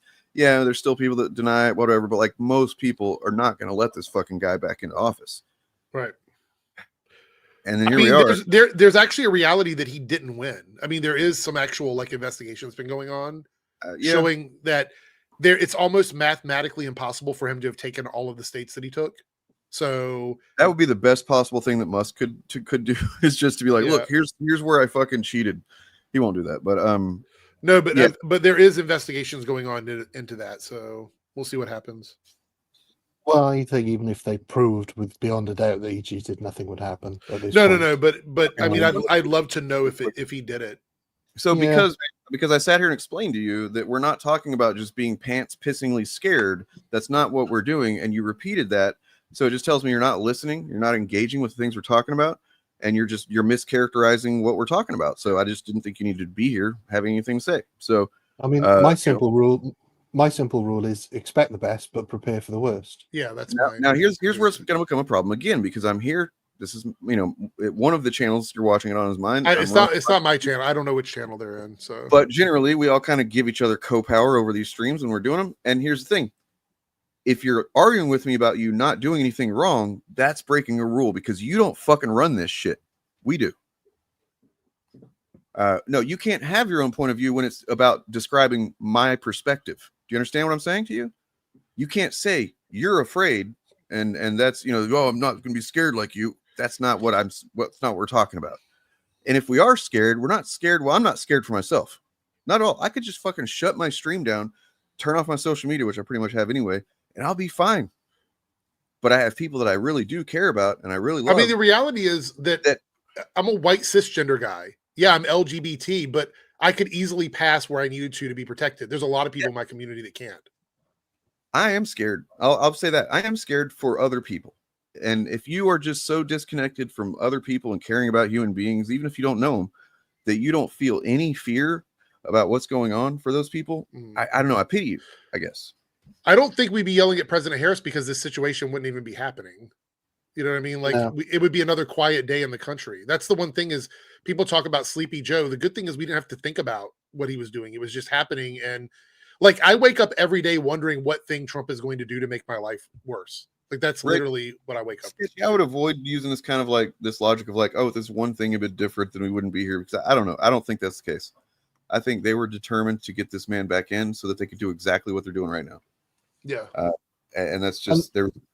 No telling what they would have done in an alternate timeline to make that happen. But and if you want proof that they didn't believe or they didn't care about any of the negative things they said about Biden or the things they said about Harris or the things they would be saying about Harris right now, every single one of them, whenever they're asked, what would you do if Biden or Harris was doing the things that Trump was doing, they all say, oh, well, that's different because there's no consistency in with it at all. So okay, so anyway. I want this comment from Jack. I don't think we addressed it. The new Wonder Woman movie. It's an interesting question. I wouldn't want somebody young, if that makes sense. I think wouldn't. Okay. I think you at least need somebody. I think who feels like they've lived. Who feels like they've mastered the English language? Sorry. I would say I would almost say I'd be okay with like almost a no name type casting. Somebody that's not that we've never seen in anything. I mean, that's what Gal was. Yeah. I mean, I appreciate something like that again, with Wonder Woman. I think when you start getting into like people that are established, it becomes a little messy on whether or not we see that person as that character. So I'd be okay with like a sort of no name person. To try and rephrase so Dana understand, I'd like to see somebody with a face who's lived in, if that makes more sense. Somebody who has had, just looks, they don't have to be necessarily like someone in their 60s or whatever. You mean like a little bit of range to do like more than one tone through the whole movie? Yeah. No. Sorry. I mean, you could try to find a Greek actor. But let's not make this stream about you, please. There's like 75 other people watching, so let's move on. Yep. Okay. I've read some great Wonder Woman stories, and I've read some that I really don't connect with at all. I think the character obviously is iconic for a reason. Even if I don't specifically relate to it, I want to see a good version of any of these characters. It's my position. I want somebody who can basically boss Batman and Superman around, because they've got the experience that those two haven't. You know what I mean? And I don't know who would do that. Fuck yeah, that's where it's at. Because I mean the last two times, who do we know that they cast twice previously? Obviously Gal Gadot, and then what's her name? Forget her Linda name. Carter. Who? Linda Carter? No. There was before that. There was a pilot shot for. Adrienne Padalecki. Yeah. And I like her. She's great, but still, I think it would have not fit what we're talking about. Is probably a good direction to go with as far as being like just exudes wisdom and confidence and shit. I just got a message from someone saying that Star Wars Theory is going to go on Matt Walsh's podcast. Of course he is. They disagree, though. Yeah. They've got a fundamental disagreement. Are you because fucking Matt Walsh... serious right now, dude? I'm gonna please say you're joking right now, or you can fuck off. I mean, dude. this is obviously a troll. Jesus Christ, Yeah. man! Don't let this fucking guy be on the stream anymore. All right. I mean, like, I haven't read the last 2 issues. I think I was willing to accept that some of the stuff he was saying prior to that might have been legitimate, but once he was like, "This is Asian hate," because he's well, what's funny is I'm Japanese literally Spider-Man, wearing my Japanese Spider-Man shirt today. So when I saw him, I was like, "Oh, hey," and I was, but I'm glad I didn't fucking make a big deal out of it, like I almost did. Fuck him, man. So let's see. Did you guys see this, by the way? Surrounded by 20 Kermit the Frogs. Do you believe you are Jordan Peterson? What do you mean by believe? I don't know if you're copying my voice or what. That's the circular definition. That's the circular definition. You stake your life. You stake your life on it. And you die. And you die for it. I feel like I'm talking to myself here. How much do you know about me? Hypothetically, if you were born Jordan Peterson, but you talked like Kermit the Frog, that would just make you a human with a frog voice. You're generating an impossible, restricted, hypothetical, with no precursors to back me into... I can't tell them apart. Oh, God. You like eating red meat, right? Sure. And what do Jordan Petersons love eating more than anything else? Why are you asking me? Because you are Jordan Peterson. You say that. I haven't claimed that. Is this Jordan Peterson versus Kermit the Frogs? Don't be a smartass. Either you're Jordan Peterson or you're not. Which is it? You're really quite something. That's because you're Jordan Peterson, you're not a frog. Yeah, I'm done with him. I respect Dr. Peterson, but I think he's losing it. Crow, ribbit. Jeez. I hadn't seen that. That's hilarious, though. That was like, I would love to react to more of that content, but they flag everything. Yeah, Jubilee are terrible for it, which is And weird. the funny thing was, they didn't used to be like when they first started. They were like, "We want everybody to share our content," which would make more sense for them. But they go through and they flag everything. What probably happened is that they're like, "Oh shit, look at all these views we're getting, all this attention. We could be making money off of that, but we're not flagging everything." Well, I think as well, they used to make very clippable content, and now a lot of people are reacting to their whole thing. Right. Yeah. So I mean, I'm actually surprised there hasn't been a clone of that yet, because literally somebody could be like 15 people versus one Republican or something. Like, they don't have to. Jubilee doesn't own that concept. Like, do Anybody something can do similar like that, like in porn, but not really. Anyway, I want to do, like, I might even start doing it on my channel, like 15 or 9 Snyder shills versus like one James Gunn that'd be fan or awesome, something dude. like that. I would support the shit out of that. Only reason I wouldn't do something like that is, well, because I've literally done calls for people to come on streams and talk with me, and they just don't do it, or they act like they're going to. I actually set up a Google Voice number specifically to do a call-in show, like an actual call-in show. I've got to get the whole. If you want to talk about, after the show or whenever, like we've been kind of throwing that around for this show for a while, or maybe another day or something like that. I'd be willing to give my Friday shows to that. I definitely want to change something up and have more conversations. And the difficult thing is, the people that are in support of what's happening right now, the people that are in support of anti-fan content, it's just by its very nature, they're not going to be very good at discussing things with any degree of but that makes interesting content. I think if we have somebody call in that can't defend their position, it will be kind of interesting, I think, for people. one thing I would suggest, if you can set it up, is to have somebody call the screen the calls. Yeah. Just to check that they can string a sentence together, because that's the other thing. We could reach out to Dyad in the Force. I don't know if you guys are still watching, but I know you guys do a Friday call-in show as well. And then, it seems like it'd be a little bit of a tricky thing to get going right off the bat, but it could be fun. I'm going balls in with no like No they call in, fucking I pick up and talk to them. Yeah, that's what Bring it's on gonna the be. chaos. Only because I think that would, for me, that's more of my vibe. Like, for a show like this, we'd probably want to sort of censor it a little bit. So I was not aware of really what the deal was with the new show King of the Hill until tragically Jonathan Joss was murdered by a homophobic neighbor. But having looked into what the premise is, I think that the very premise of it addresses MAGA in an interesting way, because for the past 10 years, Hank and Peggy have been living in the Middle East selling propane and propane accessories. And they're just now coming back. Right.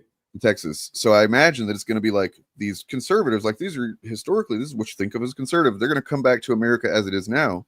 Right. That seems like some ripe opportunity for some possibly good stuff. Yeah, yeah. Like where people are actually far more insane than Dale now. You know, that's going to be fun. Yeah, I hope they make him the same character, but also not falling for new conspiracies. Like he sees these people as like they're nuts, you know. Yeah, yeah, exactly. He's the real. Like, he doesn't buy this new conspiracy because that conflicts with this other crazy old conspiracy that he has, kind of thing. Yeah, yeah. But actually, that actor passed away as well. So I don't know how much they got done with him, but they've recast that voice actor because he died before this went into production. I think somebody else from the cast is doing his voice, right? Isn't it like somebody else on the cast? No, it's another actor who sounds exactly like him. The only thing I know him from, and this is going way back, was he was in an episode of Seinfeld, where he played like a pitchman for a used car company or a mattress company. Interesting. I've seen him in other stuff, but nothing I could. But yeah, he sounds a lot like him. So, and of course, Brittany Murphy died as well. So Luann's not coming back. Which would have kind of made it weird to have John Redcorn, or no, I guess he's more connected to Dale's wife. Sorry. Yeah. But like, I mean, Tom Petty's dead too. So like, a lot of people died. Yeah. The actor that voiced Cotton is voicing Dale. Interesting. That's right. It was somebody from the show. I'm completely wrong. Yeah, yeah. The actor that voiced Cotton and Khan was replaces Dale, and they do sound. The original Dale voiced half the season, or half the series. Oh, I didn't know that. I thought.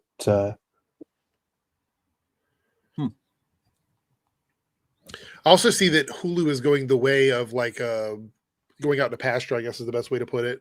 Disney is buying the final shares to get full control of Hulu, and they're just gonna like put all of that stuff on Disney Plus and drop Hulu as a service, I think. I mean, I already use them both as the same platform. So like I typically will watch Hulu stuff through Disney Plus at this point. So why not? Yeah, well, it's always been that way. I think worldwide because Hulu is America only. Yeah, it's only in the USA. Yeah.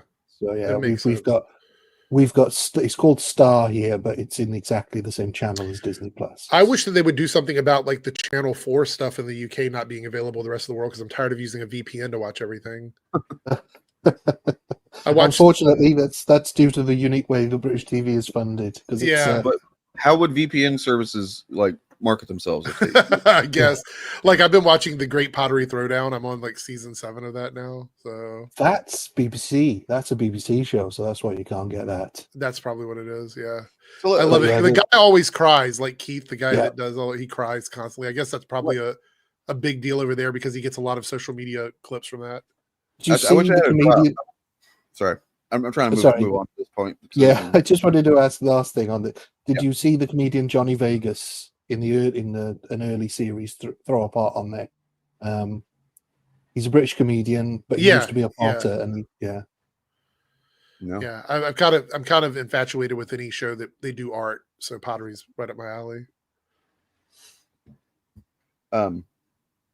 So let's address the goddamn Jared Leto of it all.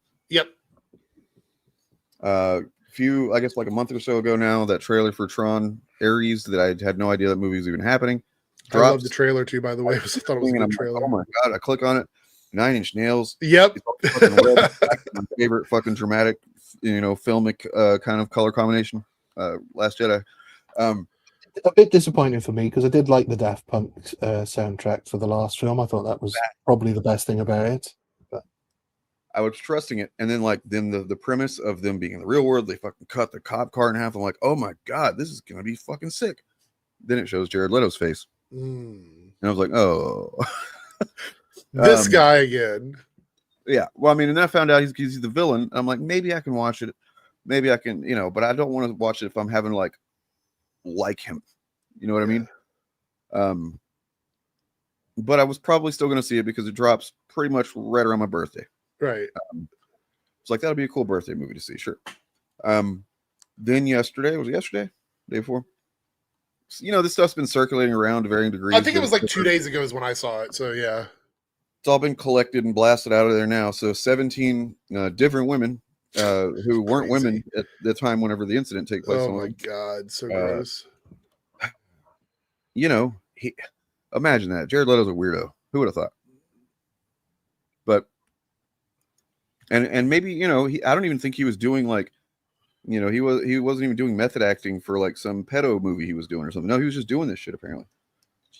Yeah, and like you said, rumors have been circulating for years about him having his weird cult, and nothing ever came of it. And then obviously now something has, and a lot of people were already turned off him, but this is just going to be the final straw for hopefully everybody.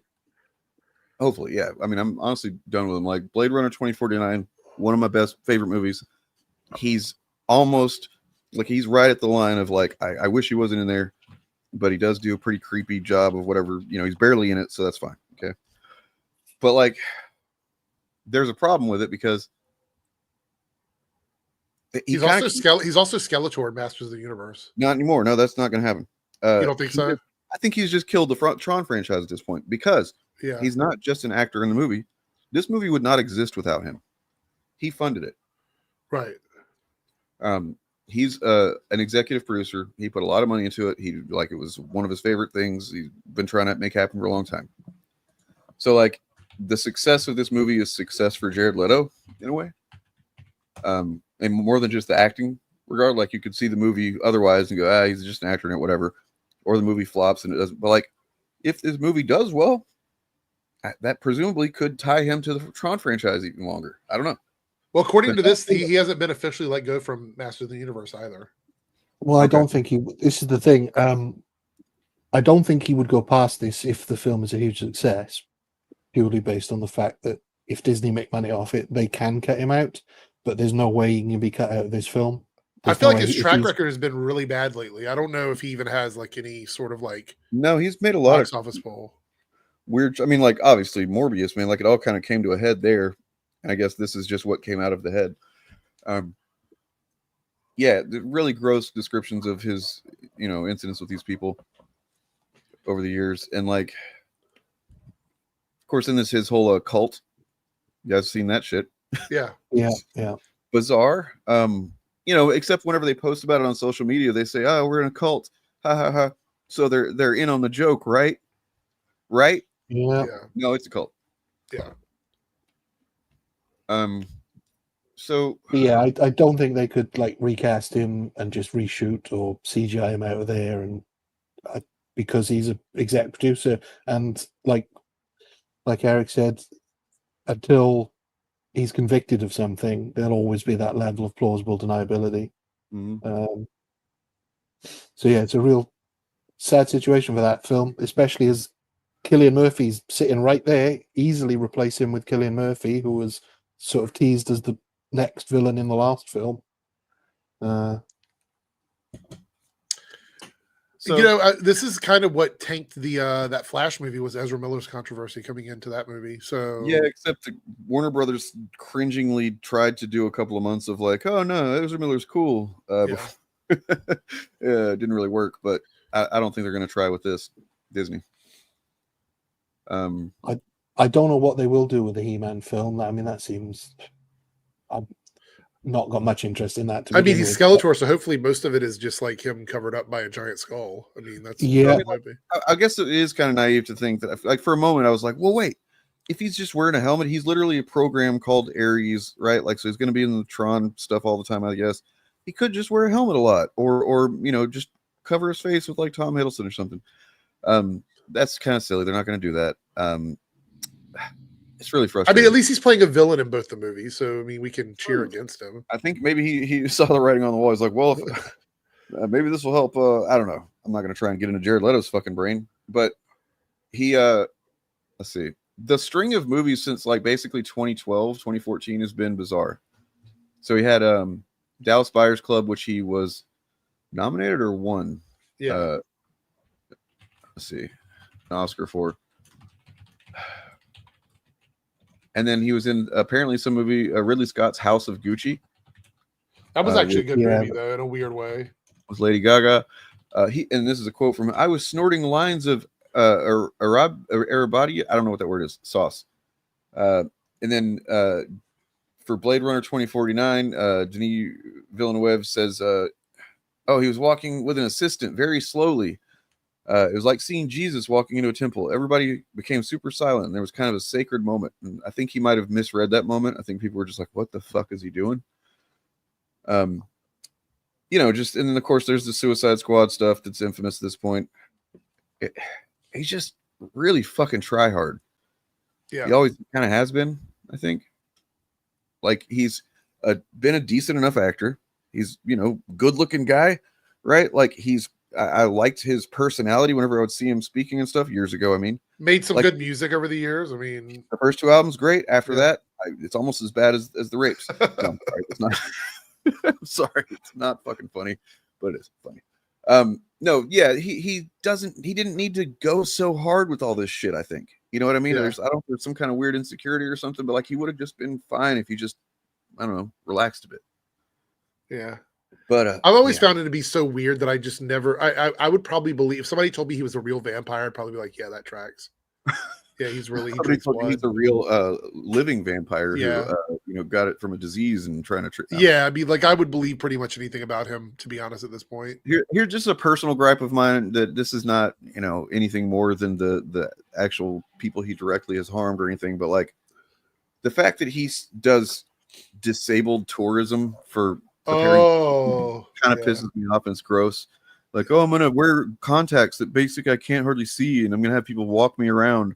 Or whenever he did Morbius, of all fucking movies, he actually went around to, like, you know, scientists and doctors who, you know, specialize in blood disorders and stuff like that, and like asked a bunch of questions. And I have to imagine some of those doctors are just like, "Are you fucking kidding me, dude?" Right? Yeah, it's a movie, bro. Like, yeah, unfortunately, he didn't decide to go method with Skeletor and have all his skin peeled off. But, damn, maybe he could. Hey, redemption.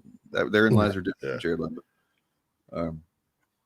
I mean, all of these incidents that keep cropping up, studios are going to start putting in clauses in their contracts, good behavior clauses again, purity clauses like they used to when it was about, if you're gay, you have to hide it. Now it's going to be, if you sexually assault anybody, you're going to be fired. So right, yeah. You know, I mean, the reality is, I think Kevin Spacey is an interesting example of someone who's trying to sort of reclaim their careers. Yeah.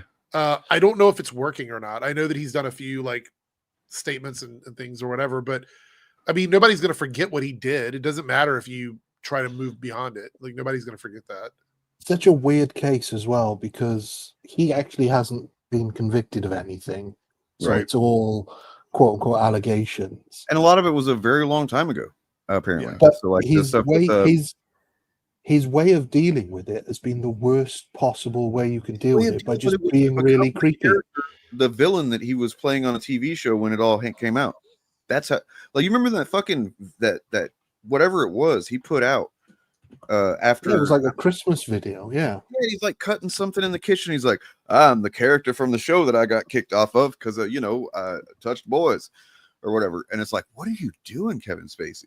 And it, only thing I can get from it is just, is this how much, when you become like famous and so beloved and respected and stuff, that like that's how desperate you are to get that back if you lose it? That like you don't even realize how awful you come off. I don't know. I really don't know. So as far as this goes, disabled tourism, I mean, that's just what I called it. But like treating having a disability as being like, oh, that's interesting. I'm going to pretend to do that for, you know, for a day. I'm going to try to walk a mile in your shoes, buddy, so that I can play this thing in the movie or whatever. And it's like, one, you could just hire a blind person to play a blind person. That's the thing. By the way, I know we moved on from it a little bit, but I just want to put this out there. This is breaking news.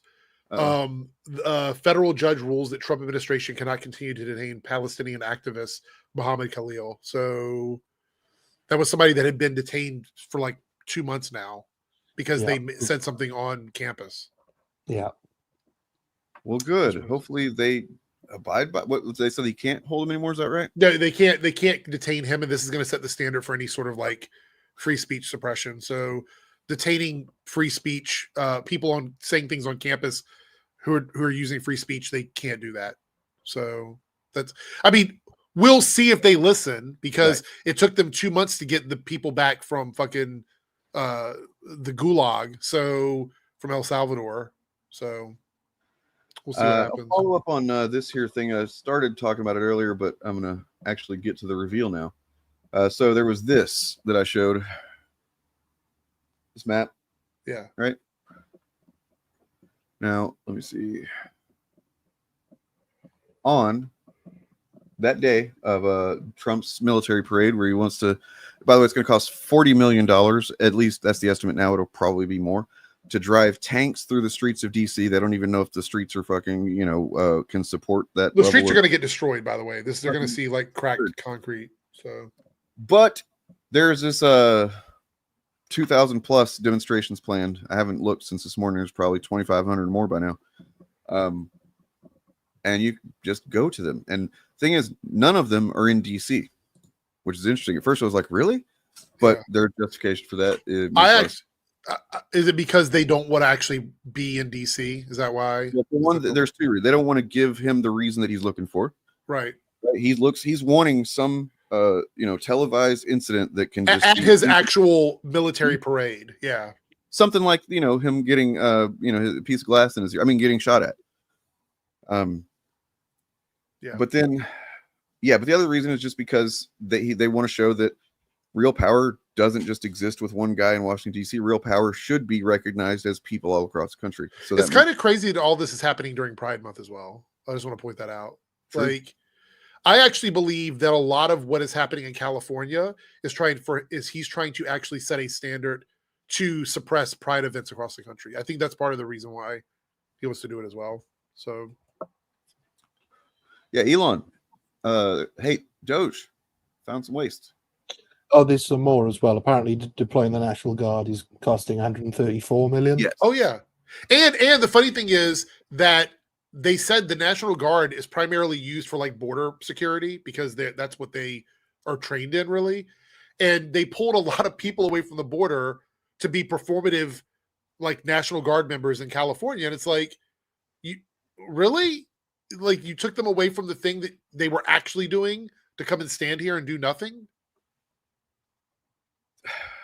And of course, they're fucking, that's the exact kind of thing that these open borders idiots, there were never open borders. They should, if they had any kind of consistency, be like, wait, why are you doing that? What about the borders? But it never really was about the borders. It's all just about a talking point they can hold on to eke out a perceived win at any given time. So go to nokings.org. I would suggest, if you can, if you're able, at least go and check it out. You don't even have to like be in the middle of shit. Just go be there, man. Be one of the number that's we need everybody that we can. I'm going to kind of feel out how it's going to be here in Portland or whatever. And I might actually take maybe the older kids. I don't know. See if it's going to be all like violent-y, no, but I mean, the other thing is that this open border thing ignores the fact that the United States is obligated to listen to all asylum seekers legally. Like, it's part of our country. Like, it's the way our government functions. And the reason why so many people were still here, quote unquote, illegally, is we don't have enough judges to hear all of the cases of people that are seeking asylum. So the way to fix that would be to hire more judges to speed that process up, not go around and arrest people who are waiting for their hearings. Yeah, but you have to remember that, and this is true for both sides, in all countries, they don't want to deal with immigration because they can always use it as a wedge issue to get the current administration out of power. And that's the only reason. I mean, that's how Trump got elected. Yeah. There was a bipartisan bill that was set to fix a lot of these issues, and he basically bullied all of the people that are loyal to him in Congress and said, hey, don't vote for that thing, even though it does everything that we need it to do, so I can get elected. I mean, this was admitted. They admitted to this. So And by the way, if anybody's worried about this being like some kind of Antifa fight or something, they literally specifically state here that they are nonviolent. Nonviolent. Yeah. So literally, they're stating on the cover page, like, we're not doing this to fight people. You know what I mean? Like to physically. Funny fight thing, people. Thunderduck, who just got fucked off the timeline. You're right. No country has to accept foreigners, and no YouTube channel has to accept random fucking commenters. So. I mean, maybe you should like read how our government works. Legally, we are bound to allow asylum seekers a process to enter the country. Legally, it was only suspended recently because of COVID.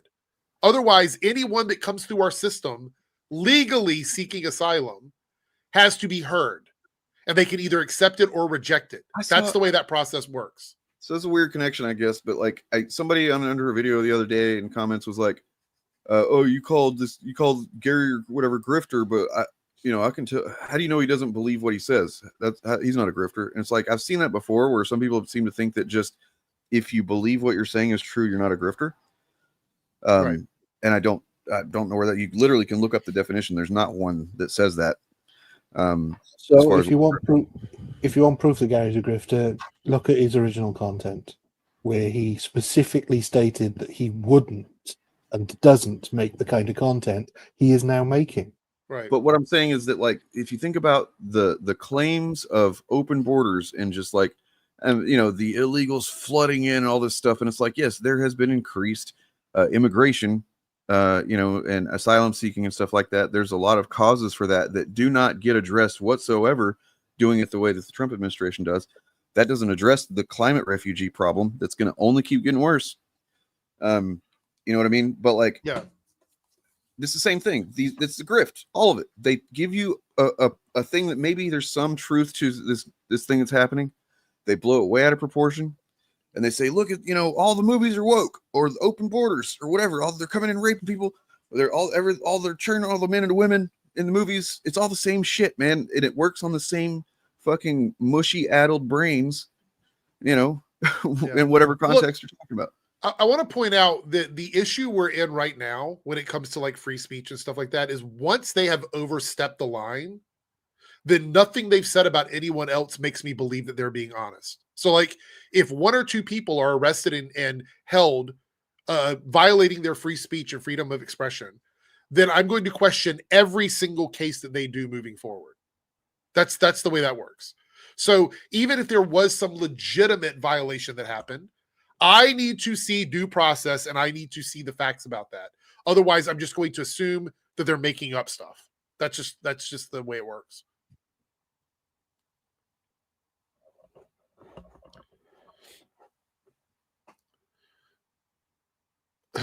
America's the greatest, but not for you. Stay. Look, I'm actually shocked that we're going to move forward with any sort of international sports events like the Olympics or soccer, football. If other countries like European countries allow us to play, take part in that, it's only because of the money that we bring to it. Yeah. It's not. I mean, hosting anything. I wouldn't want to come. If I was from another country, I wouldn't come here right now. We're having people getting stopped at the airport because they have too many articles of clothing. It's dumb. It's dumb. Do you remember during the first administration, fucking talk about Stephen Miller? The first time I think a lot of people became aware of this fucking vampire-ish ghoul was when he was trying to shut down what was written on the Statue of Liberty's plaque or whatever. They're like, that was actually a gift from the French, and that was not, because it's not literally in the text that bring us you're tired, you're hungry, you're poor. Right. It was just on a thing that the French gave us. And he's like shitting on it, essentially saying you can't go based on that. Is a weird look back then. But now they say that the Statue of Liberty is proof that we take gifts from foreign countries. So I mean, like, did you say? I guess sometimes what they do works, and sometimes it's not important. Did you say Statue of Liberty, or did you say jet? What'd you say? The Statue of Liberty. Oh, I was joking because he's getting the jet. Yeah. Do they really? What? The president didn't say that, right? Like, who said that? No, it's a bit of a meme, but it's always like so performative from them because he'll say, "Oh, well, what they said doesn't apply to us." But when we need it to defend some of the corruption we're doing, we will go against our own beliefs. That's just the whole. It's ignore what's happening in this hand and watch what's happening in this hand administration. That's literally what it is. And the insecurity that it displays to anybody that, you know, is paying attention beyond, you know, their immediate impulse reactions, to say that you can't have foreigners in the country, we shouldn't allow foreigners in the country, or whatever, that's somehow going to degrade the greatness of this country that you hold so high on a pedestal. That kind of just says you're really terrified that your country's not that great.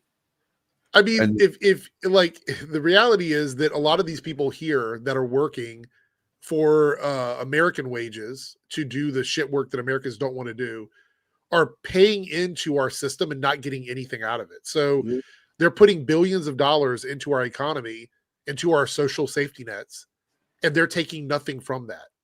So that's why they have to make it seem like Medicaid and all of these other systems are benefiting illegals, when no one here illegally can actually get Medicaid or Medicare. So they're feeding money into a system that they're never going to benefit from until they actually become U.S. citizens. Well, I mean, they let Stephen Miller in from Transylvania, so that's true. I think his uncle or somebody went on TV and said it's hard to believe that he's saying all of this, considering that the only reason he's even in the United States is because his family came here like a generation ago. It's crazy. This is a good point and also obvious, but also we're like layers above that now. Like we can't even get to that fundamental truth because we're having to deal with, you know, the shit the way it is. But like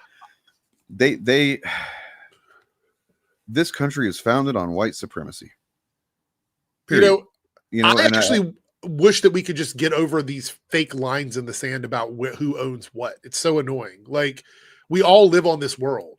Yep. People that are born, like, for example, my family came from the Scott.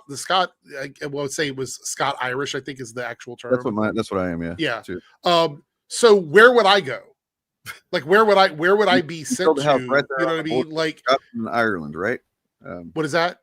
You'd build a house right on the border of Scotland. Right, exactly. Yeah. I mean, like, it's just all of these lines are imaginary and they only matter to rich people and people in power. Otherwise, they don't matter. Like, no one actually benefits from this other than the people who are making the decisions at the top. That's the problem. You know, we can actually help make conditions better in some of the countries where people are coming here seeking asylum from, but we have chose not to do that. We have chose to hoard all of that wealth in our country with a bunch of millionaires and billionaires who don't want to actually do anything. So the situation we are dealing with right now with people wanting to come to our country is a self-fulfilled prophecy. We have done this to ourselves. That's the issue. Because we're totally okay with third world stuff happening as long as we don't have to actually do anything to fix it. True facts. I mean, yeah, that's the reality of it. So it's I do have to get out of here though, because I gotta get out of here as well. But Ryan, what do you have to? You want anything you want to promote or talk about before we get off of here, man? No, not that I can think of. Just regular channel stuff. If you're interested, take a look at my channel and subscribe if you like it. Shirts. Yeah. I've got a critical drinker video coming out tomorrow, which, by the way, my channel, you guys, I have to give a shout out though. Like, my numbers are going through the roof right now, and that's because your content is brilliant. Well, you hit after hit. Well, thank you, man. Like, if I can say this, I had this thought the other day watching one of your videos, dude. Like, you have hit a point that I aspired to when I first started, where I want to be able to just see a fucking dumb take and just fire up the camera and fucking destroy that shit. And I never got to that point because I was always kind of torn about what kind of content I wanted to do. And just like, you know, I think maybe because I just don't have the riz that you have. But like you're killing it. You're killing it. Like, it's, you know, there's Pillar of Garbage and Birdman. They do their specific type of thing very fucking well. And then you got what you do just completely cornered and held down. And it's awesome. Well, I appreciate it. Like, I just have to give a shout out because it's so funny. About a month ago, I had just over 3,000 subscribers, and now I have 4,150 something last time I checked. So in 1 month's time, I've already gone up over 1,000 subscribers. And the funny thing is, there was a guy in the comment section recently who said, well, you know, nobody wants to see your content, blah, blah, blah. It can tell by your numbers. And I'm like, you might want to check, because like 3 weeks ago, I was about 1,000 subscribers less than what I am now. And all of my numbers are going up. Everything looks good on my channel. I have no complaints whatsoever. And I mean, like legitimately pushing out as much content as I can. There's some days where I want to do more than one video. And I just have to thank everybody who subscribed and supported the channel, because like you guys here right now, not only the Shillcast guys and everybody part of this community, but just I feel really empowered right now on my channel. I'm feeling a lot of really positive responses to what I'm doing. I'm actually seeing in the comments now, people are actually pushing back against the negative stuff that's in my comment section, which is incredible. For a long time, I'm not gonna lie, I was like, man, I hate to be Eric's. Like, I wouldn't want to go into your comment section because it would piss me off. And I've seen that shift as well. Great. Your last video about Pride Month being ignored by the Chuds is brilliant, because not only does it highlight that specific aspect, but it also highlights that all they do is go after the stuff that's in the news, because they're lazy and they're untalented. They couldn't seek out this information for themselves. So if somebody else wasn't covering it, they wouldn't know what to do with it. And they don't. There's no articles about it. Like I looked around, I'm like, there's nobody, like other than Vera Dark and Michael Knowles were the only two channels that I saw that made any videos about Pride whatsoever. And neither one of them had any substance to them. They were just garbage videos. But yeah, go ahead. And think about it. They missed Lilo and Stitch, which has got loads of woke stuff in it by their standards. They missed Sinners. They missed Minecraft. Or they barely hit Minecraft. Right. They certainly didn't do any damage to it. They're missing all of these things, which by their own definitions, they should be covering, and they're just not.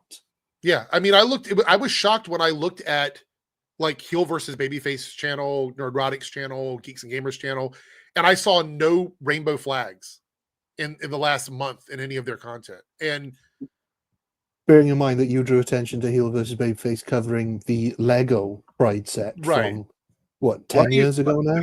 Why do you think this is though?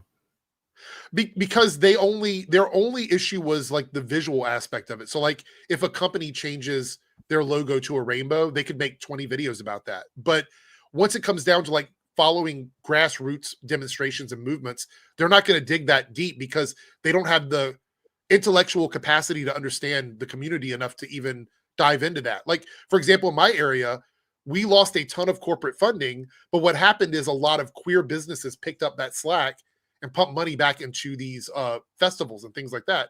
So they don't want to cover that because that's a positive thing. Corporations pulling out of Pride has not actually killed Pride. If anything, it's incentivized or Pride to even be bigger because people in the community are actually putting in, they're going in and they're doing things for free because they just want to make sure these events happen. They're getting together, they're banding together with like different artists and musicians in the area to make things happen. We're seeing a lot more of that in the local communities. And actually it's a breath of fresh air because now we're not beholden by making sure we don't offend Target or we don't offend Walmart or whatever company is pumping money into a local Pride. I mean, that's the thing that I don't understand is that Pride did not become did not gain its power once it, like when it merged with, you know, corporate America or whatever. It gained its power in grassroots fucking organic, you know, for decades prior. And now you're just putting it back in a position to do that again.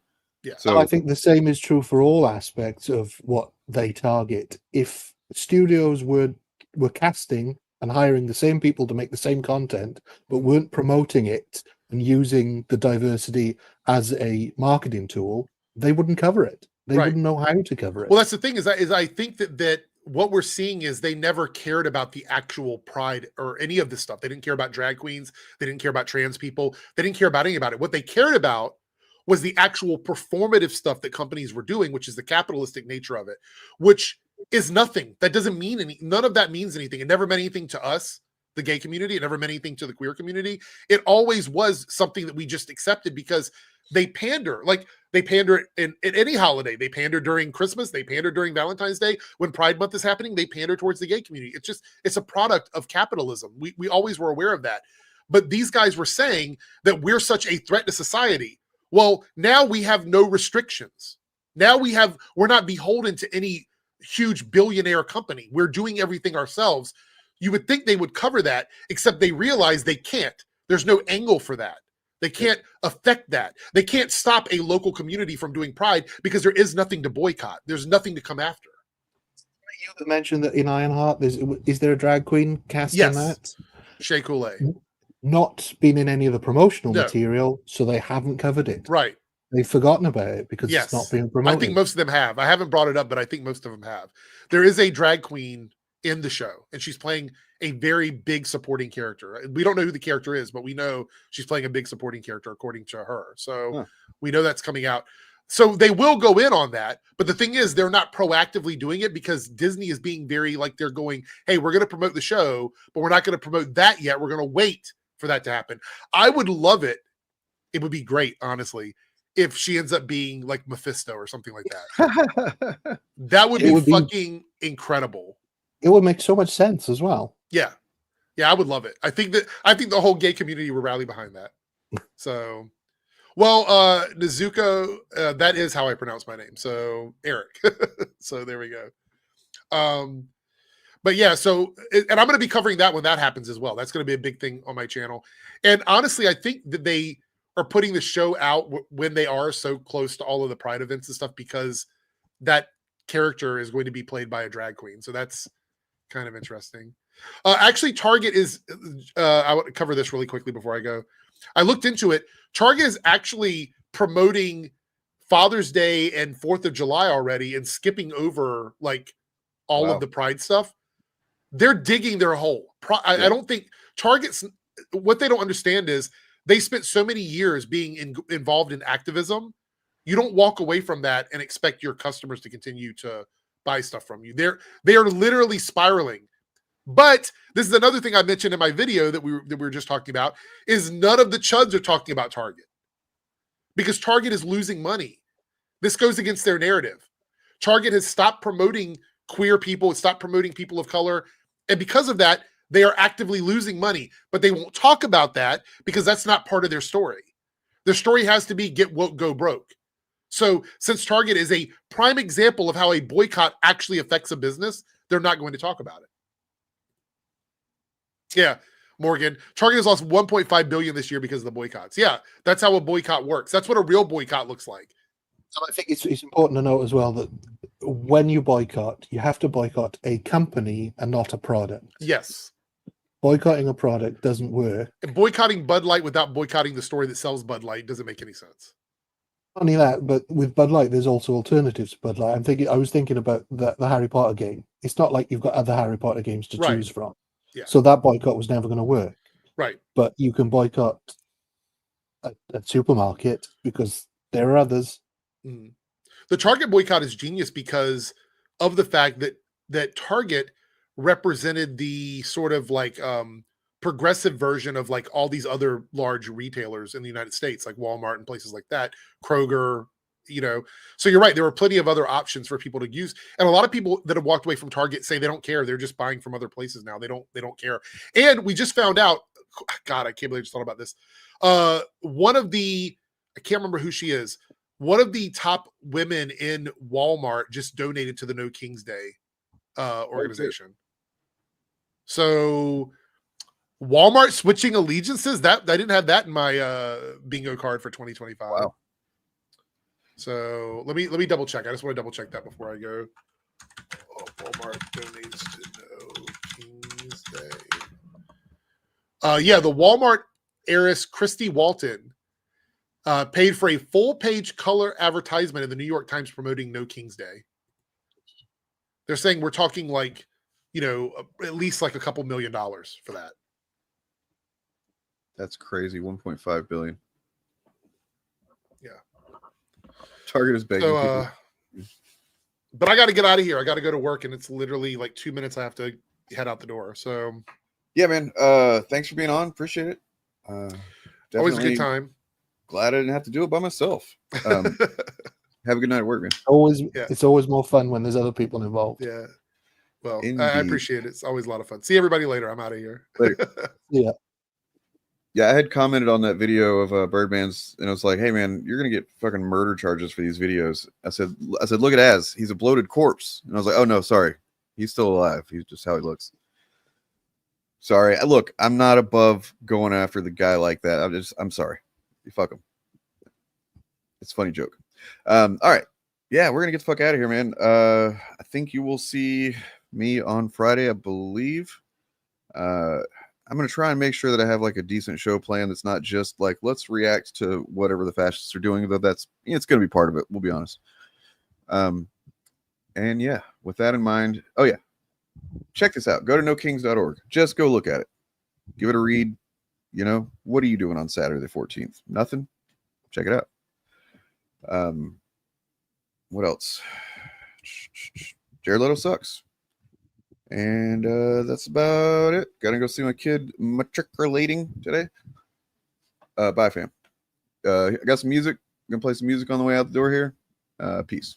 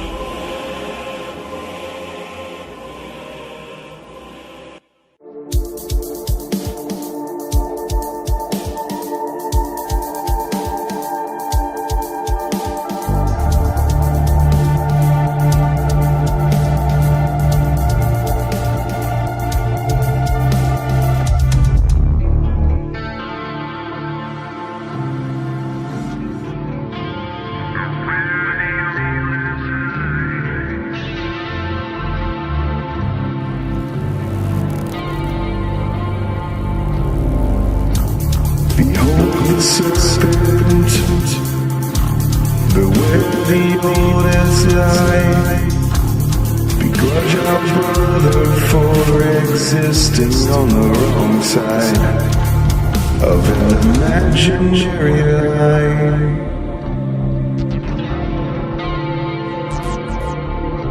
Between two worlds, belligerent and overtried, I beseech you to believe in more than the light, reflecting off of these shells we occupy. Shells we occupy.